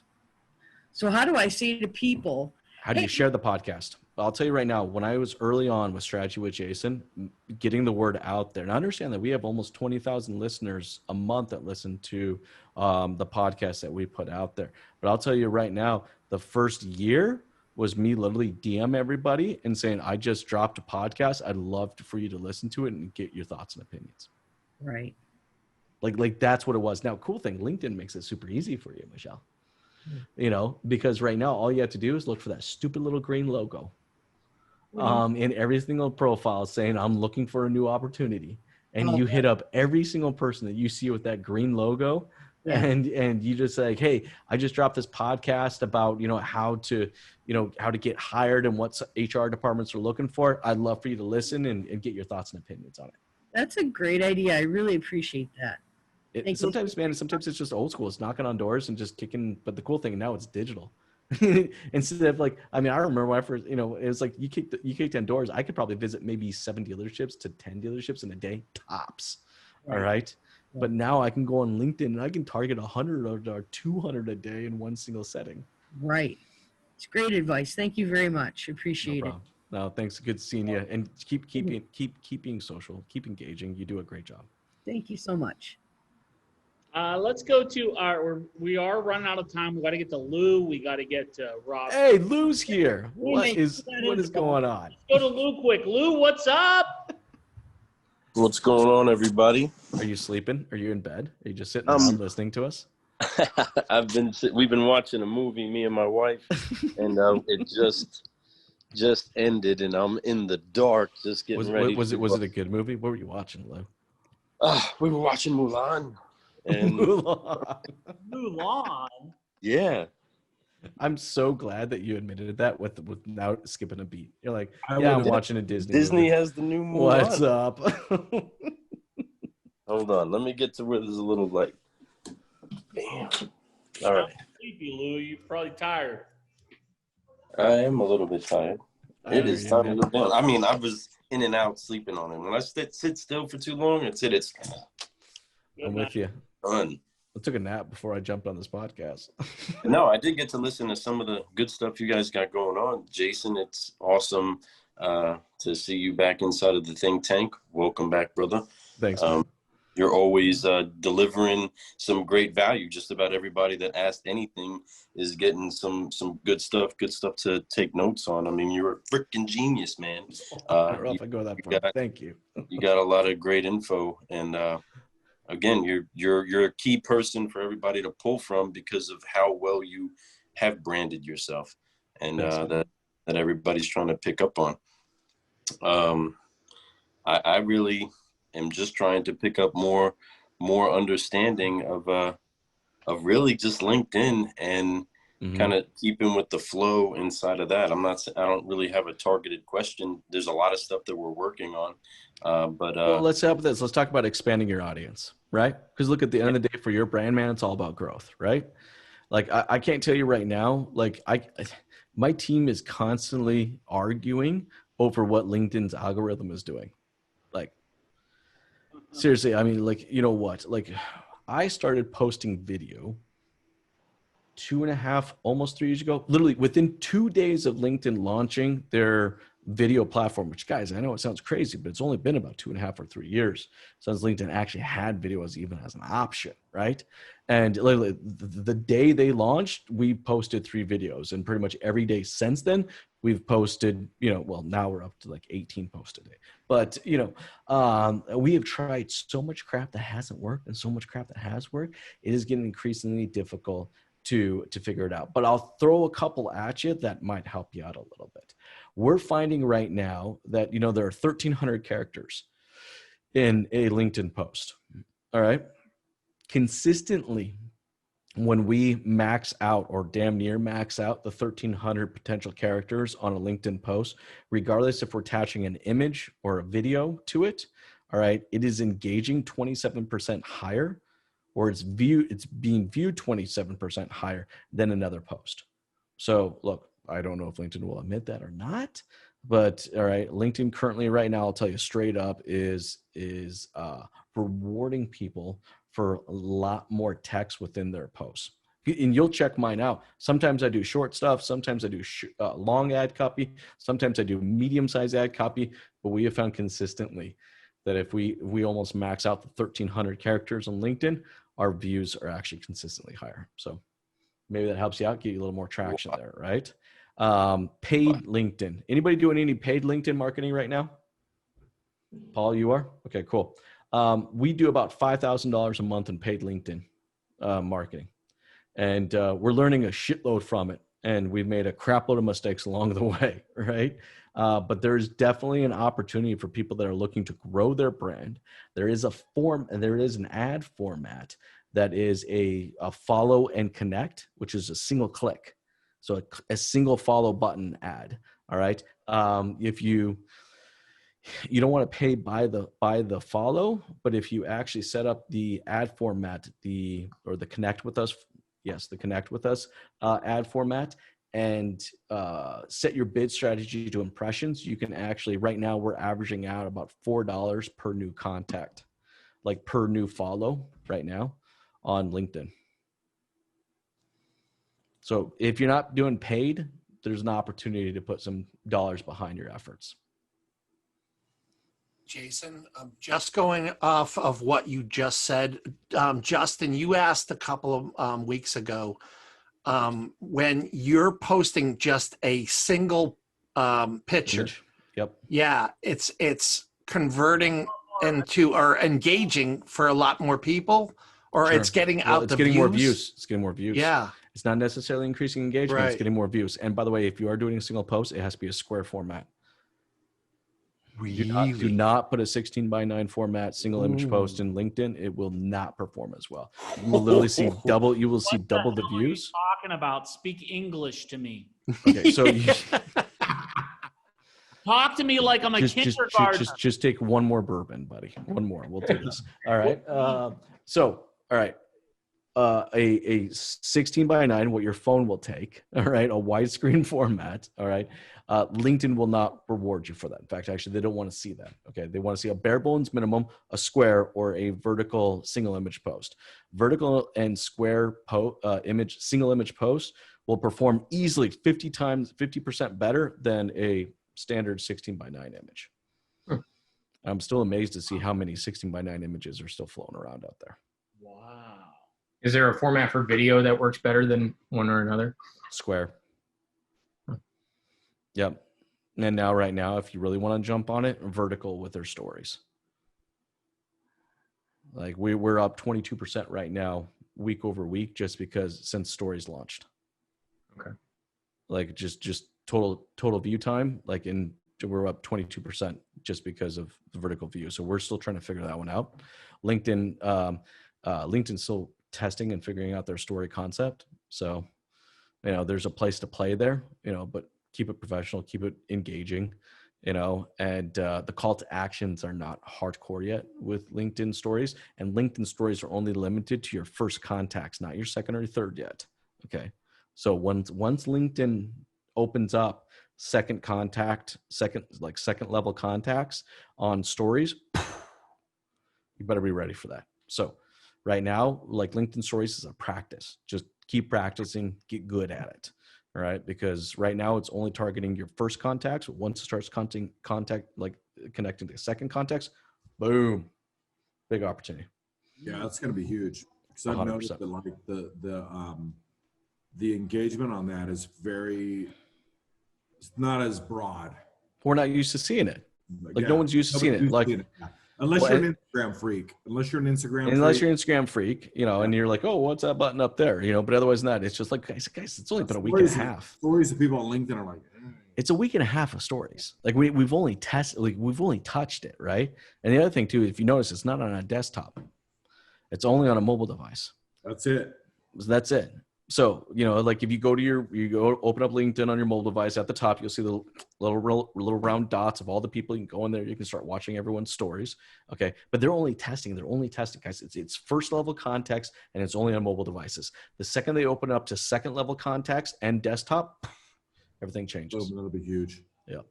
I've got a question for you. Yep. And it's kind of a question, kind of a selfish question.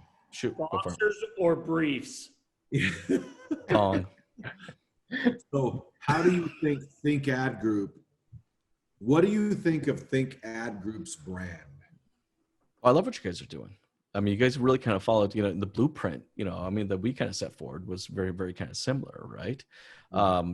Slightly different. We just started with Strategy Mob. You guys started to Think Tank right out of the gate.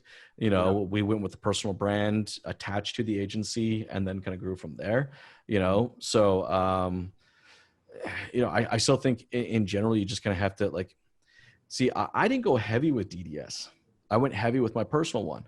And then through people connecting with me personally, they're like, well, what do you do? And then I introduced DDS. Like if you look at Digital Dealership Solutions, which is my agency, like there's nobody there. It was never a brand that we actually intended to actually grow. We intended to grow the Strategy with Jason brand. I think no different than you guys. You guys are planning to grow the Think Tank or Thirsty Thursdays or Think Tank strategy, or the Think Tank brand, and then just the Think agency portion of it just kind of comes along with it. Yeah. Also, you got to understand brands can supersede their business super fast. So don't get romantic about the business. Right. That's why I focus on Strategy with Jason. Look, Strategy with Jason can support 9 different companies. Right. Right now, it supports 3. Right.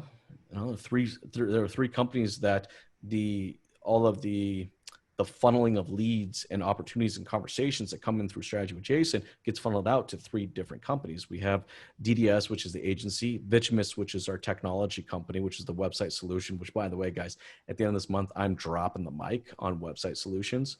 I am literally launching the most inexpensive, website solution for franchise dealerships ever. Let's see it. We could push that to a lot of dealers. Oh, dude, I'm going to disrupt. I'm going to piss a bunch of people off, right? And then the third business is our selector side, which is our dealer, disinfection product. So it's like it comes in through the brand and then gets funneled out to one of these 3 companies. But you build a solid brand, your brand can support whatever companies you decide to build along the way. That's kind of the way we look at it. And this wasn't my idea in the beginning of the pandemic. I was all about building think ad group, think advertising, because things were a lot different. When we're small businesses, we all think about different, right? Build the business, build the business, build the business. Yeah, 9 months ago, you were building business. In March, Evelyn and Justin came up with the brilliant idea of, hey, let's give away things for free, right? So we started giving away things for free. My favorite model. It really ended up developing a brand around giving away things for free because we quit pitching. And we've discovered that in promoting the brand, we don't pitch the core product of it's not a hard pitch, but it comes back to us tenfold. Oh, dude, you get straight to the actual meat and potatoes of the pitch. You don't have to do the whole foreplay or the fuck around portion of it. I care about you. Tell me about your family. Not really. I don't give a shit. Let's just get into the meat and potatoes of it. It's just because they've already connected with the brand. All right. They're just like, let's just get to the middle portion. Yeah. Super fast. Yeah. Because our goofy hoodies and t-shirts that we did, and I give credit to Evelyn for coming up with the idea to, hey, we should brand ourselves and maybe we do shirts. I'm like, are you crazy? What would I give it? We've given away about $7,000 worth of gear over the past 6-7 months. About $1,000 a month is what we average. Best feeling ever. And everything, right? But I don't care because every time, and I believe that most of the people on the call right now have got Think Gear. If you don't, we'll give you some. I mean, that's how good it is. We'll just send it to you. But if it's everywhere, and it becomes that people say like, what is it? What thing? Then they go on the website, they turn to a lead, or they come in a think tank. What do you do? Because we don't pitch on here. We've made that. Justin made that a point from the beginning. And I thought it was brilliant.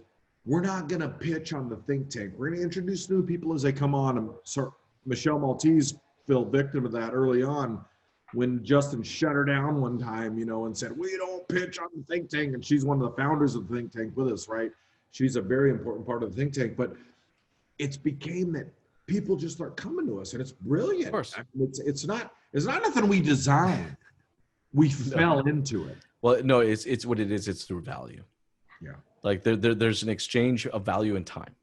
You bring me value, I'll give you my time. Yeah. It's simple, right? Like that's literally how it works online. All right. You give me value through education or entertainment or a combination of both. I will give you time. All right. Like that's it. Now, the one thing you have to think about is like the think, no different than why I call that Strategy with Jason, can supersede just the one vertical. Right. So just be prepared for that. Like my goal route, like I'm an automotive guy. Like I like the grease underneath my fingernails and my knuckles all chopped up. Like I like that. I like working on cars. I like getting dirty. Like that's my thing. So I'm going to start with that vertical. Right. But that doesn't necessarily mean that I got like real estate is a vertical that I got my eyes on. Yeah. And can the brand strategy with Jason transition into real estate? Oh, hell yeah, it can. Absolutely. And it's the same thing for you. That think Yeah. tank, can that And brand transition over to that other vertical and other verticals and other verticals, and then just the businesses, the brand stays strong. Do you actually know why? Actually, you want to hear something funny? Why I actually decided to go brand? I wanted to sell the business. 2 years into it, I wanted to sell the agency.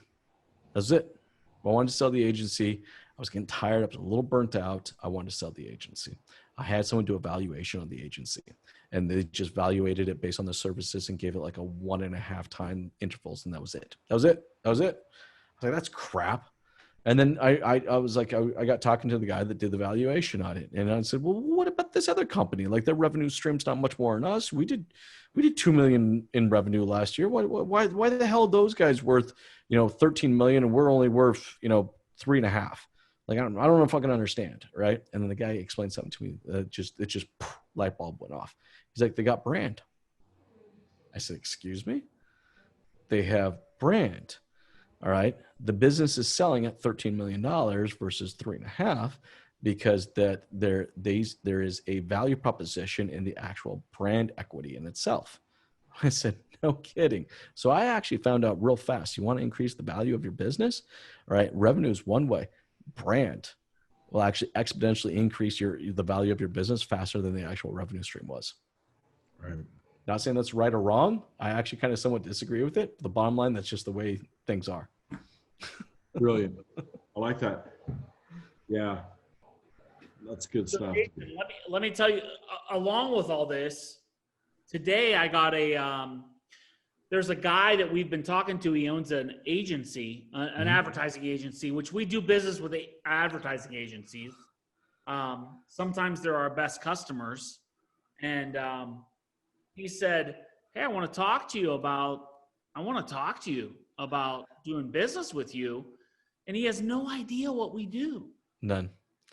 None. Because he bought into the brand before he actually bought into what the company does. Exactly. That's when we knew that we that's when I told Justin, I was all, bro. Uh-huh. He was right. We made it. Yeah. When it happens. Oh, that's big time in it. This guy has no idea what we do, but he wants to do business with us. And I was like, whoo, that's great. I remember the exact same thing. I remember doing a presentation for a customer. I remember leaving the presentation, telling my team that customer has no idea what the hell we do. And then 30 minutes later, getting a text message say, it's great. We're going to go with you. And I just looked at my team and I said, what the hell just happened? And it was like, and it was obvious what happened. They connected with us through the brand, right? They believed so much in the content and the brand and the direction and the beliefs around the brand that it didn't really matter what the hell we were pitching them. They wanted it. They're like, we don't necessarily, and in fact, I remember the owner actually telling me, I didn't necessarily understand what you guys do, but I'm pretty confident what you do really well. I feel good about you, yeah. Okay. Amy. Go ahead. I had a question for you, Jason, real quick. Yes. When you're evaluating a company, I always say that there's 4 things that an investor or somebody would look at the value of a company. Mm-hmm. And when you go in and you say, hey, what's your value? What's your most important value? And they say, my people. I say, because if I'm going to buy your company, your people are loyal to you. They're not, loyal to me. 100%. So what I'm looking at and what I tell prospects is, hey, your most important assets are your reputation, either off or online, your email list, your pixel list, and your social media list. That's it. And I get pushback going, oh, no, our people have been with me 20 years. Well, they're getting ready to retire. Yep. I'm an investor. I'm going to buy the value of your company. How much of that, our brand, goes into that equation? You know what? Actually, quite a bit. And when it comes to the dealership perspective, it actually does hinder it. So like when I bought my Mitsubishi dealership, Cambridge Mitsubishi, they had an atrocious reputation. Oh, yeah. And one of the reasons I got them for as cheap as I was the bottom line is that, and we made the case was like, I had hundreds and hundreds and hundreds of thousands of dollars that was going to have to be spent to fix what this brand meant in that community. And, you know, so that's no, I mean, like I actually know of a Toyota dealership that just got sold, an underperforming dealership. But the brand in the community is so solid, they got top dollar for it, even though the dealership's probably underperforming by about 40%. Wow.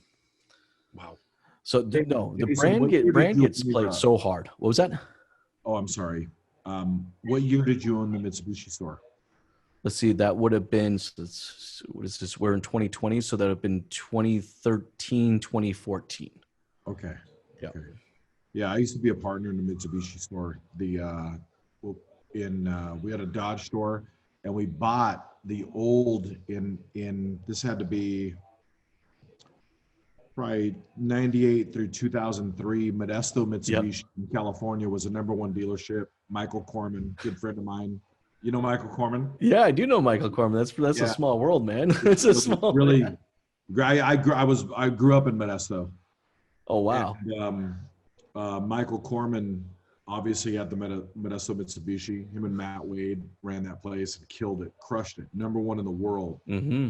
They sold 300-400 Mitsubishis. Nobody could figure it out. But one thing that they did was the most effective marketing on the planet.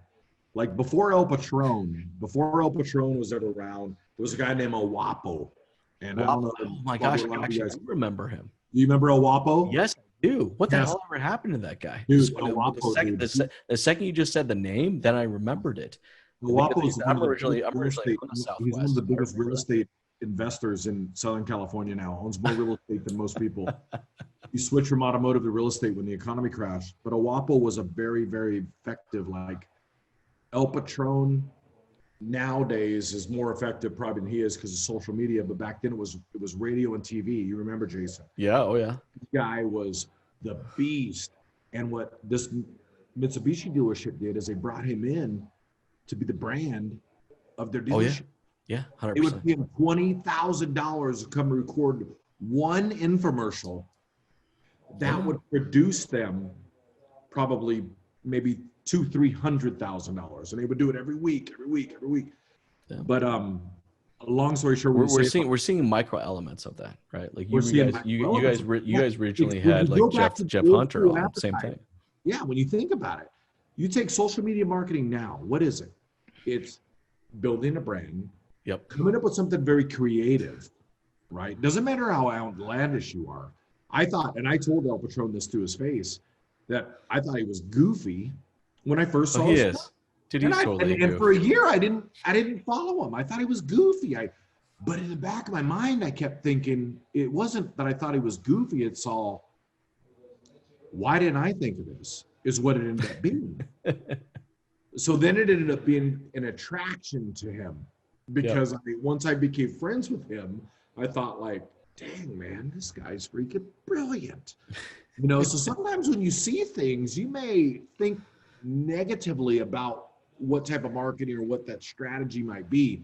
Kind of like with you, Jason. People think like, man, this guy is, you know, he does this or does that. But after they sit back and think about it and see He's constantly drinking and just talking out the side of his mouth. It becomes attractive. Yeah. And that's what I love about marketing. That's why I got out of the car business and gave up the car business, is because I had more of a passion for marketing and felt that my place was more in doing that. And it's why not? It's more thrilling to me than anything. And I love this stuff. So. And you wanted to wear. We'll have to talk more about Michael Corman. You and I will. We'll talk more about that. What is he doing? It's been years since I even heard that name. He's living down in LA. We just bought a place down in LA. We're moving down there. I'm going to be about. We need to do a podcast with him. Dude, I'm going to be about 30 minutes from him, and I'll go set up a podcast. Let's do it. I'll fly out to LA. You come stay at my pad. I'm done. It's planned. I'm there. Done. I'm going to set up. Done, dude. Done. I will. He was that guy encouraged me a lot. You know, and Awape, like the same thing. Like I remember seeing some of his commercials because, like I said, I was at that point in time. I think I was in New Mexico. Yeah. I was selling cars in Albuquerque. Okay. And that name floated around many times. Michael Corman was a king, dude. Oh hell yeah. He they built a runway in Modesto for him for his private jet. He was balling that hard. He was a freaking celebrity. If you knew him or was associated with him, and I knew him like forever, right? Can you imagine? Can you imagine if you built that brand now? Oh my God, dude, he's still brilliant. He manages now a huge auto group down in Ontario. So yeah, you just don't hear I'll much. set that about up for it. us. I That'd be will. fun. I promise. It'll be epic. It'll be big time. Yeah. All right, I think everybody on here has spoke except for Rob Chrisman. Rob, you got something quick for Jason before we get out of here? Yeah, I'll throw one at you. So, up, Jason, Rob? first of all, thank you for throwing a grenade into my brain today and just rattling everything up. Because every time I think I might have something figured out, I join the Thursday call and I'm like, oh, fuck me, here I go again. Oh, shit, here we go. So, but what you're saying makes perfect sense because when, it was 4 or 5 weeks ago when I first came to the group, they're like, you got to put content out. I'm like, okay, great. I bought myself a webcam and I bought myself a mic. And I'm like, I got 2 books that I wrote. So I was like, okay, I got content. Oh yeah, you already got pre-built content there, man. But I also found that no matter how passionate I am about the leadership stuff and the automotive stuff in the books, that Mondays became my favorite because I do my Momentum Monday and absolutely loved it. But I'm like, well, that's really not relevant. Mm-hmm. But now I'm hearing. So thank you for all that. And I do have one question. A lot of the feedback that I seem to be getting is from right behind me, as I can't even figure it out now. I'm told that, some of the sports stuff, which I'm passionate about, gets distracting in the videos. You just answered my question. So Yeah, thank I'm you. like, I don't really like. I'm thinking I need a backdrop. I don't really care. Okay.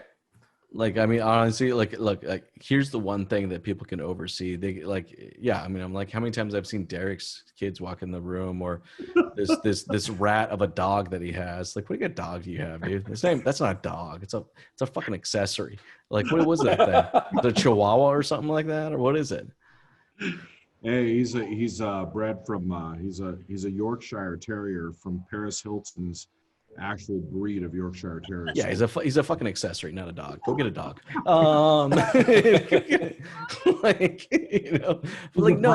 it's like he's a bot. He's a bot. Dude, if it fits in a purse, it's not a dog. Okay, it's just that's the rules. But no, man. Look, it's just you. Like I'm literally at home right now. Like just before COVID hit, we built this beautiful studio in our Toronto office. I've yet to actually produce a single damn thing in that office. I've been producing content in a spare bedroom in my house with the closet right behind me, and nothing has changed. Like, the analytics have been identical. Nothing's changed from that or anything else. Like, no one cares. All right. One just side question when it comes to content. You mentioned 1,300 characters to put into the text. Yes. But what is the sweet spot for length on a video? Length on a video? Oh, you know what? You can go long form. It doesn't matter. Well, 10 minutes is the max you can throw on LinkedIn, by the way. So 10 minutes is the max. Trust me, I've figured that one out a few times. So like our hustle videos, I have to post in a YouTube format. Here's one biggest mistake. Do not post things like with the YouTube link. Like, if you want to get the best results, you got to post natively. It's just like, look, the entire algorithm is designed to reward you if you're posting like video natively. You just slapping a YouTube link in there is not going to get you the attention that it's looking for, because LinkedIn does not want to open up a fucking YouTube link. They don't. They want you to stay on the platform. They want you to be engaged on the platform. So don't. It drives me bloody bonkers. I tell Sean Welsh all the time, it drives me nuts that he continues to post stuff on his YouTube. And I'm like, dude, just got to upload that natively. But it's 10 minutes. 10 minutes is the max that you can put on LinkedIn. Anything over that, just post a shorter version of it with a link so that someone can go watch a full version of it. Now, when you do post... Sorry, go ahead. I've basically been trying to keep it to about 2 minutes. Is that too short at that point, or? No, 2 months is totally fine, but it doesn't really matter though. You can go even longer than that if there's enough value that kind of goes along with it, right? And then you have to decide yourself what is the actual goal and objective behind you actually posting the video, right? It's like, are you going to post 45 seconds of the video because you want them to go consume the long form video on YouTube channel so they have an opportunity to subscribe and hit the notification button, all the other stuff. Right? Like, I think what it is like we have a tendency of wanting to like kind of like just continue to post content because it's a good idea, but we don't necessarily have like a goal and objective behind it. Right? Like, you'll find most of my posts, I'm posting the shorter form of the post, but then I'm driving you to Strategy with Jason, all right, website, so you can consume the long form of it. That way I can actually collect all the analytics and data, where you're located and how much time you spend on the site and blah, blah, blah, blah, blah, so that I know how to make better content moving forward. Appreciate it. Thanks, Jason. Mm-hmm. So You got something to say? Or go ahead. well, I was going to say that this past week, Evelyn made a post, and we're trying to figure out why or how this happened. It's unheard of. All right. This is like super ultra influencer shit, right? 200,000 views. Ooh. 500 comments. Boom! Right? Evelyn. Now you're going to go make me look it up. So look, you got to look this up. Jason, if anybody on here could crack the code of what she did, we'll put the link to the post into the chat. We diagnosed it with the hashtags and everything else, but this thing flat out crushed it. And I've never seen anything like it in my life. So I have noticed, which maybe some of you have too, is that LinkedIn has changed some of the algorithms. To me, it seems they've changed some, because one day I posted some, well, let me give you an example right now. Paul Meyer, are you there? Paul, I posted the pic earlier of you, and I made the Morpheus comment, right? You saw me post that. That thing's gotten almost 300 and something views in the last hour and a half. No tags, no posts, one hashtag. There's also timing. Could be timing. Because there's a real estate thing. We're trying to figure out why Evelyn's post got that much activity, because if that happened, how could us on the think tank monopolize that recipe and grow with it? Which post was it? Have you added the post in the chat? So I can send it to you, Jason. We're gonna add it right now. It was done on a weird hour. We tried everything. Justin duplicated it and got how many views? You get 6,500. And I get like 10,000. She gets 200,000. She got 10,000. She got there's 200,000 views on her post. Hey, Kel, send it to Jason so he has it. Yeah, because I'm about 2 weeks back now and I'm not seeing it yet. Let me call her. Dude, it's the goofiest thing I've ever saw in my life. But where is it? We at Think Ad Group sat and analyzed it, right? We all pushed together a different recipe. Okay, it was this, it was this, it was this. We all tried it. We reposted stuff. We put crazy tags, crazy posts. I couldn't break 1,000. Chat, Jason. It's in the chat. It's in the chat? Okay. Let me look. Yeah, I couldn't break 1,000 on the same recipe. All right, let's take a look. I want to take a look. Now you got me. Now you piqued my interest so much. I'm like 200,000, bro. And since she did it, because I was tagged in it, my how many times was it shared? Has grown tremendously over the past week. How many times was it shared? I don't know. How do you tell? You have to ask Evelyn, because you can't see it on this side. I can only see there's 624 likes, shares, or likes, and then there's 214 comments, and so I won't be able to see the actual view count or the or how many times it was shared. Exaggerating, by the way. View count was what's that? Derek's famous for exaggerating. He said 500. I didn't say 500. I said 200. Oh, I think you said 500. No, 200,000 views. You know what? There has been, And it's funny I'll because send actually, you a, LinkedIn and screenshot. TikTok has actually talked about this before, where they call it an Yeah, John, an algorithm I'll lottery.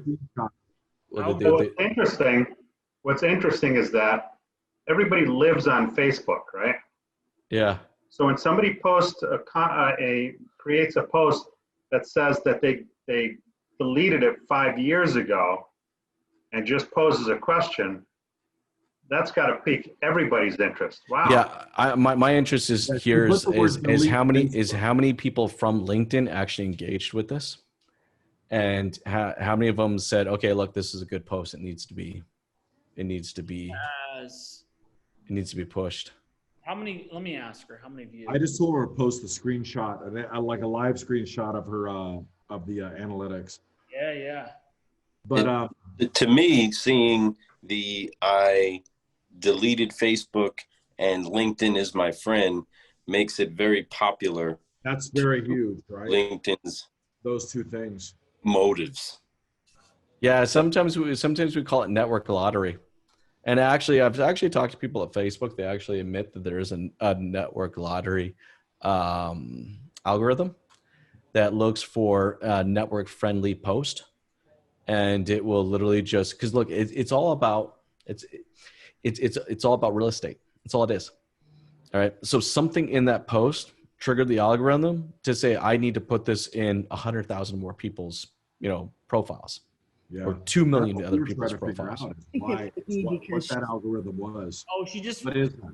Her phone died. She just posted the stats. 209,000 views, 623 likes, and 214 comments. How many shares? 3. Yeah, it's totally an algorithm. Totally, it's that 100% is algorithm lottery right there. Yeah, it's crazy. It happens. I've seen this happen many times. I actually had a dealership where this happened, where it was like we posted something not outside of what we normally post for the dealership, that we have been posting for 3 years. And this one time, it just took off. And then each one after that kind of got better because there was so much additional exposure that went along with it, right? I think Derek, are you looking for your little rat? Is it running around? Is that what you're looking for? Go ahead. Did you find your rat? Is it running around?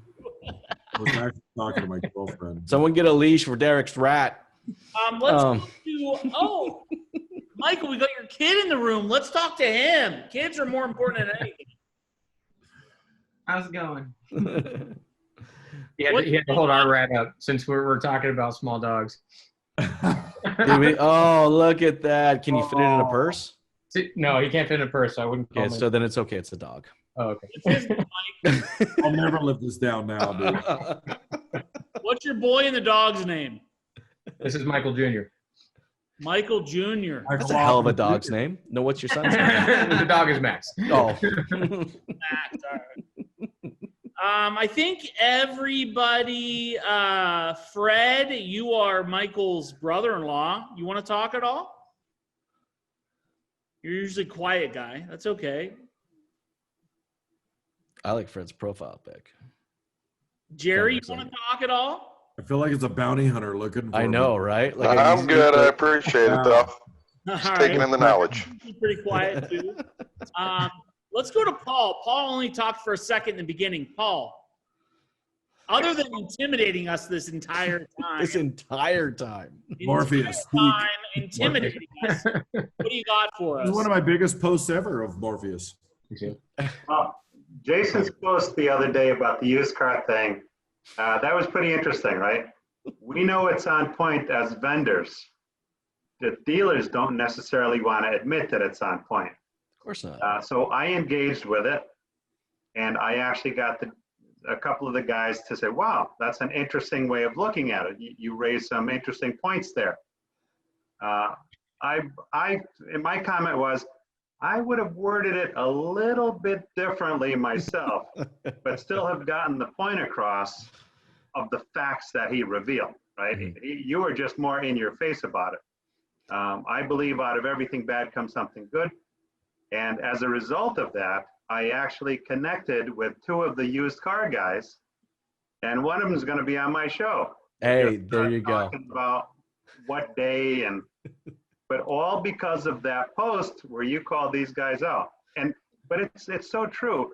It's the majority of the used car guys that are that way, because I've gone into plenty of stores where these guys, they have it all figured out. Mm-hmm. You show up, they've got birthday cards sitting there. I almost feel like bringing a cake sometimes, and singing happy birthday for them.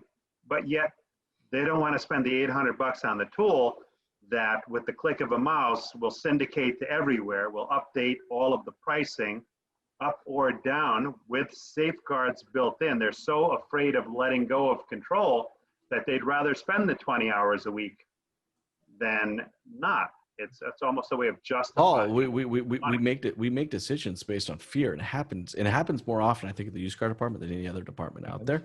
I kind of think back to when McDonald's switched to kiosk. Does anybody remember how insane that was, and how much social media there was? Like, good God, McDonald's is replacing, a third of their entire workforce with kiosk. And now, like, who the hell doesn't want to go to McDonald's and actually not touch a kiosk? Like, it's the best thing in the world. I don't have to, the order's perfect every single time. All right. I get to take my time and look through multiple things. I can adjust the way I wanted to adjust. It's like, it's on my time, not somebody else's time. Right. So, like, people are afraid that technology is going to replace them. So, they will do everything and anything they possibly can to avoid technology. I think people are afraid of change. In general. Just change in general. But technology will definitely eliminate some positions. There's no question. But at the same time, it will give birth to whole new positions, whole new industries, whole new 100%. jobs that didn't exist before. 100%. You have to roll with it. Yeah. I mean, like, I just did a meeting the other day with a dealer group that hired a young gentleman who just finished his MBA. And you know what he's doing? He is literally doing used car sales. No, but not the sales. Sorry. Inventory acquisition. So used car acquisition. That is what his job is. All right. Huge. Never sold a car in his life. All right. But is sitting there and poring over data after data after data, and building models based on inventory levels and the cost of the inventory and price points of the inventory and the model of the inventory and all this stuff. And there's an entire position that's been created that never existed before because of the complexity that is the used car department. There's software that's been available for many years that will compile all this data and give the dealers the ability to leverage it. I mean, this thing, there's no ego, there's no personality, there's no sick time, there's no breaks, there's no anything. The guru knows it from, you only know what you know. But the beauty of the technology is that technology knows what it doesn't know. 100%. By virtue of having access to so many data points. Oh yeah. I mean, look, some of the biggest disruptors in our industry are all based on data. I mean, look at TrueCar. It's all based on data, right? That's all it is. I mean, look at the Carvanas of the world. It's all based on data. People are like, oh, well, they're not profitable, but okay, fine. Give them a few more years. Now look at them. Exactly. The same damn thing was being said about Amazon. What did I just watch something on social the other day of an interview with Bezos, and he's like driving a 96 Accord. He's like, he didn't give a crap about being profitable. He was going to build a machine, and he did it. And it's like the people that are fearful of change are the ones that, make the stupid comments out there and, want to fight and argue with it. But I do feel like there is a fair amount of people that are warranting change, embracing change, welcoming change, right? They just have to process in their head is how much change can they actually operationally handle at one given time. And what's interesting is that the technology advancements have changed a lot of dealers for the good. Oh. But by the same token, the majority of them would rather complain about the guys coming in than learn from it and formulate a plan to improve. And a perfect example of that is CarMax. More than 2 decades ago, they changed the game completely, all right? It is so accepted today that they changed the game that if we're sitting in the lunchroom with a customer and a customer walks in, it is accepted policy for every dealer across the country to get up, take your lunch tray, give it to CarMax, and just leave that lunchroom. They've accepted it. You don't hear anybody talking smack about, CarMax at all. 100%. 100%. They've accepted it. Now Carvana, oh, they're not profitable. Oh, they don't have their own service departments. Yet. Who cares? You got to buy market to establish yourself, right? 100%. Once you've come in, it's like when Home Depot first came out, they blew out every local hardware store just about. They had more people. They had probably 5 people to every customer walking in. Oh, what do you need? Tripping over themselves. Once they knock the other guys out, how long does it take you to find an associate at Home Depot today? It's totally good. They're wearing orange. That's true. So yeah, it's interesting. I have the same dog. I have one of those Yorkies. Oh yeah. Hey, a cat named Oreo. They have their own show, by the way. Hey, if you guys do a Facebook search for The Adventures of Ben and Oreo, you'll see their shows. They have many shows. Your Yorkies, dude. Nice. Yeah, no, go something like this. Welcome to another exciting episode of The Adventures of Ben and Oreo, starring our boys, Ben, zoom in on the dog, and Oreo, the cat.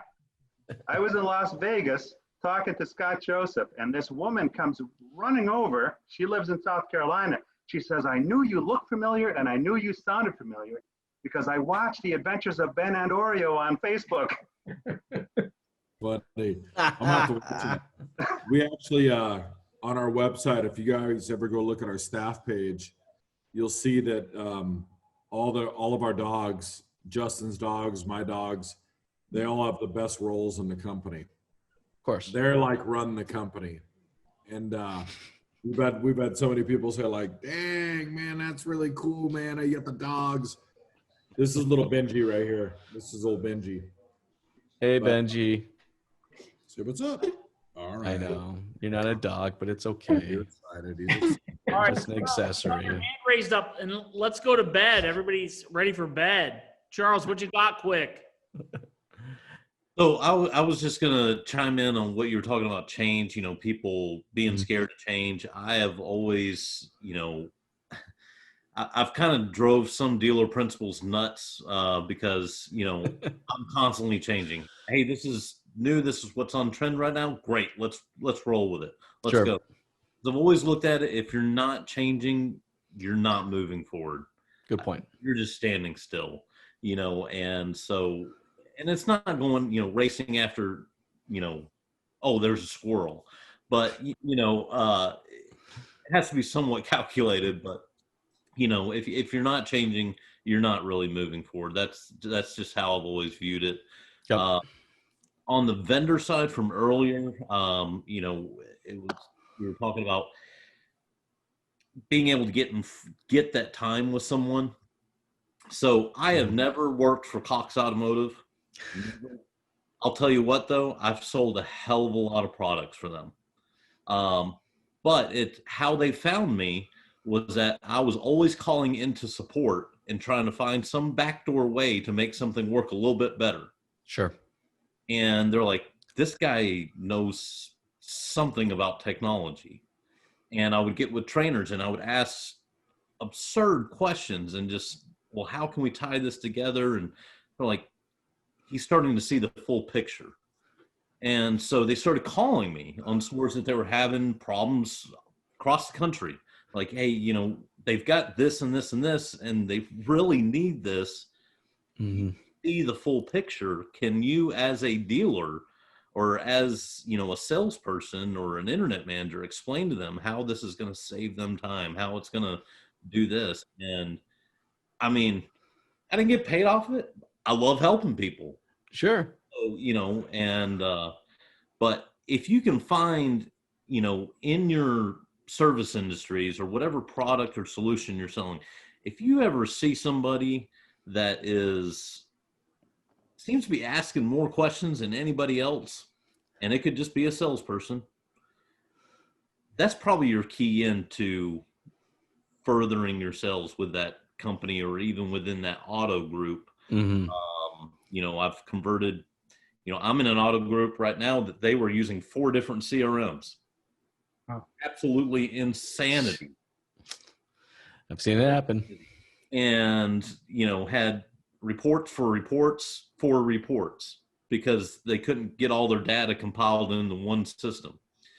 And, well, they're all in one system now because I'm so passionate about it. And I'm like, you guys are idiots for doing this. You're wasting all this time. But it all started from me calling into support and calling into the same guy every single time because I finally found because they were listening to you. Like Right. a business has to have the flexibility to actually listen to its clients and make changes based on what the clients is. Like it's too many companies out there are just they paint by numbers. All right. Like we got to get like as a vendor, you can't paint by numbers. You got to literally just consume every piece of information and be flexible enough and empower your team so they can actually take action on the information that they're receiving. That's cool. Good story, Charles. All right, Charles. Thanks. I think we've hit everybody. It's time for bed. Let's get Jason to bed. Yeah, it must be late because Derek's not even drinking. He's like drinking water or something like that. Like it's last call, and he's like, I better put some water down before I go to bed. Don't want to wake up tomorrow with a hangover. Hey, it's not my fault I'm out here in California. I get up way earlier than you guys to get on your guys' Zoom calls and all this stuff. I gotta be Oh man. All right.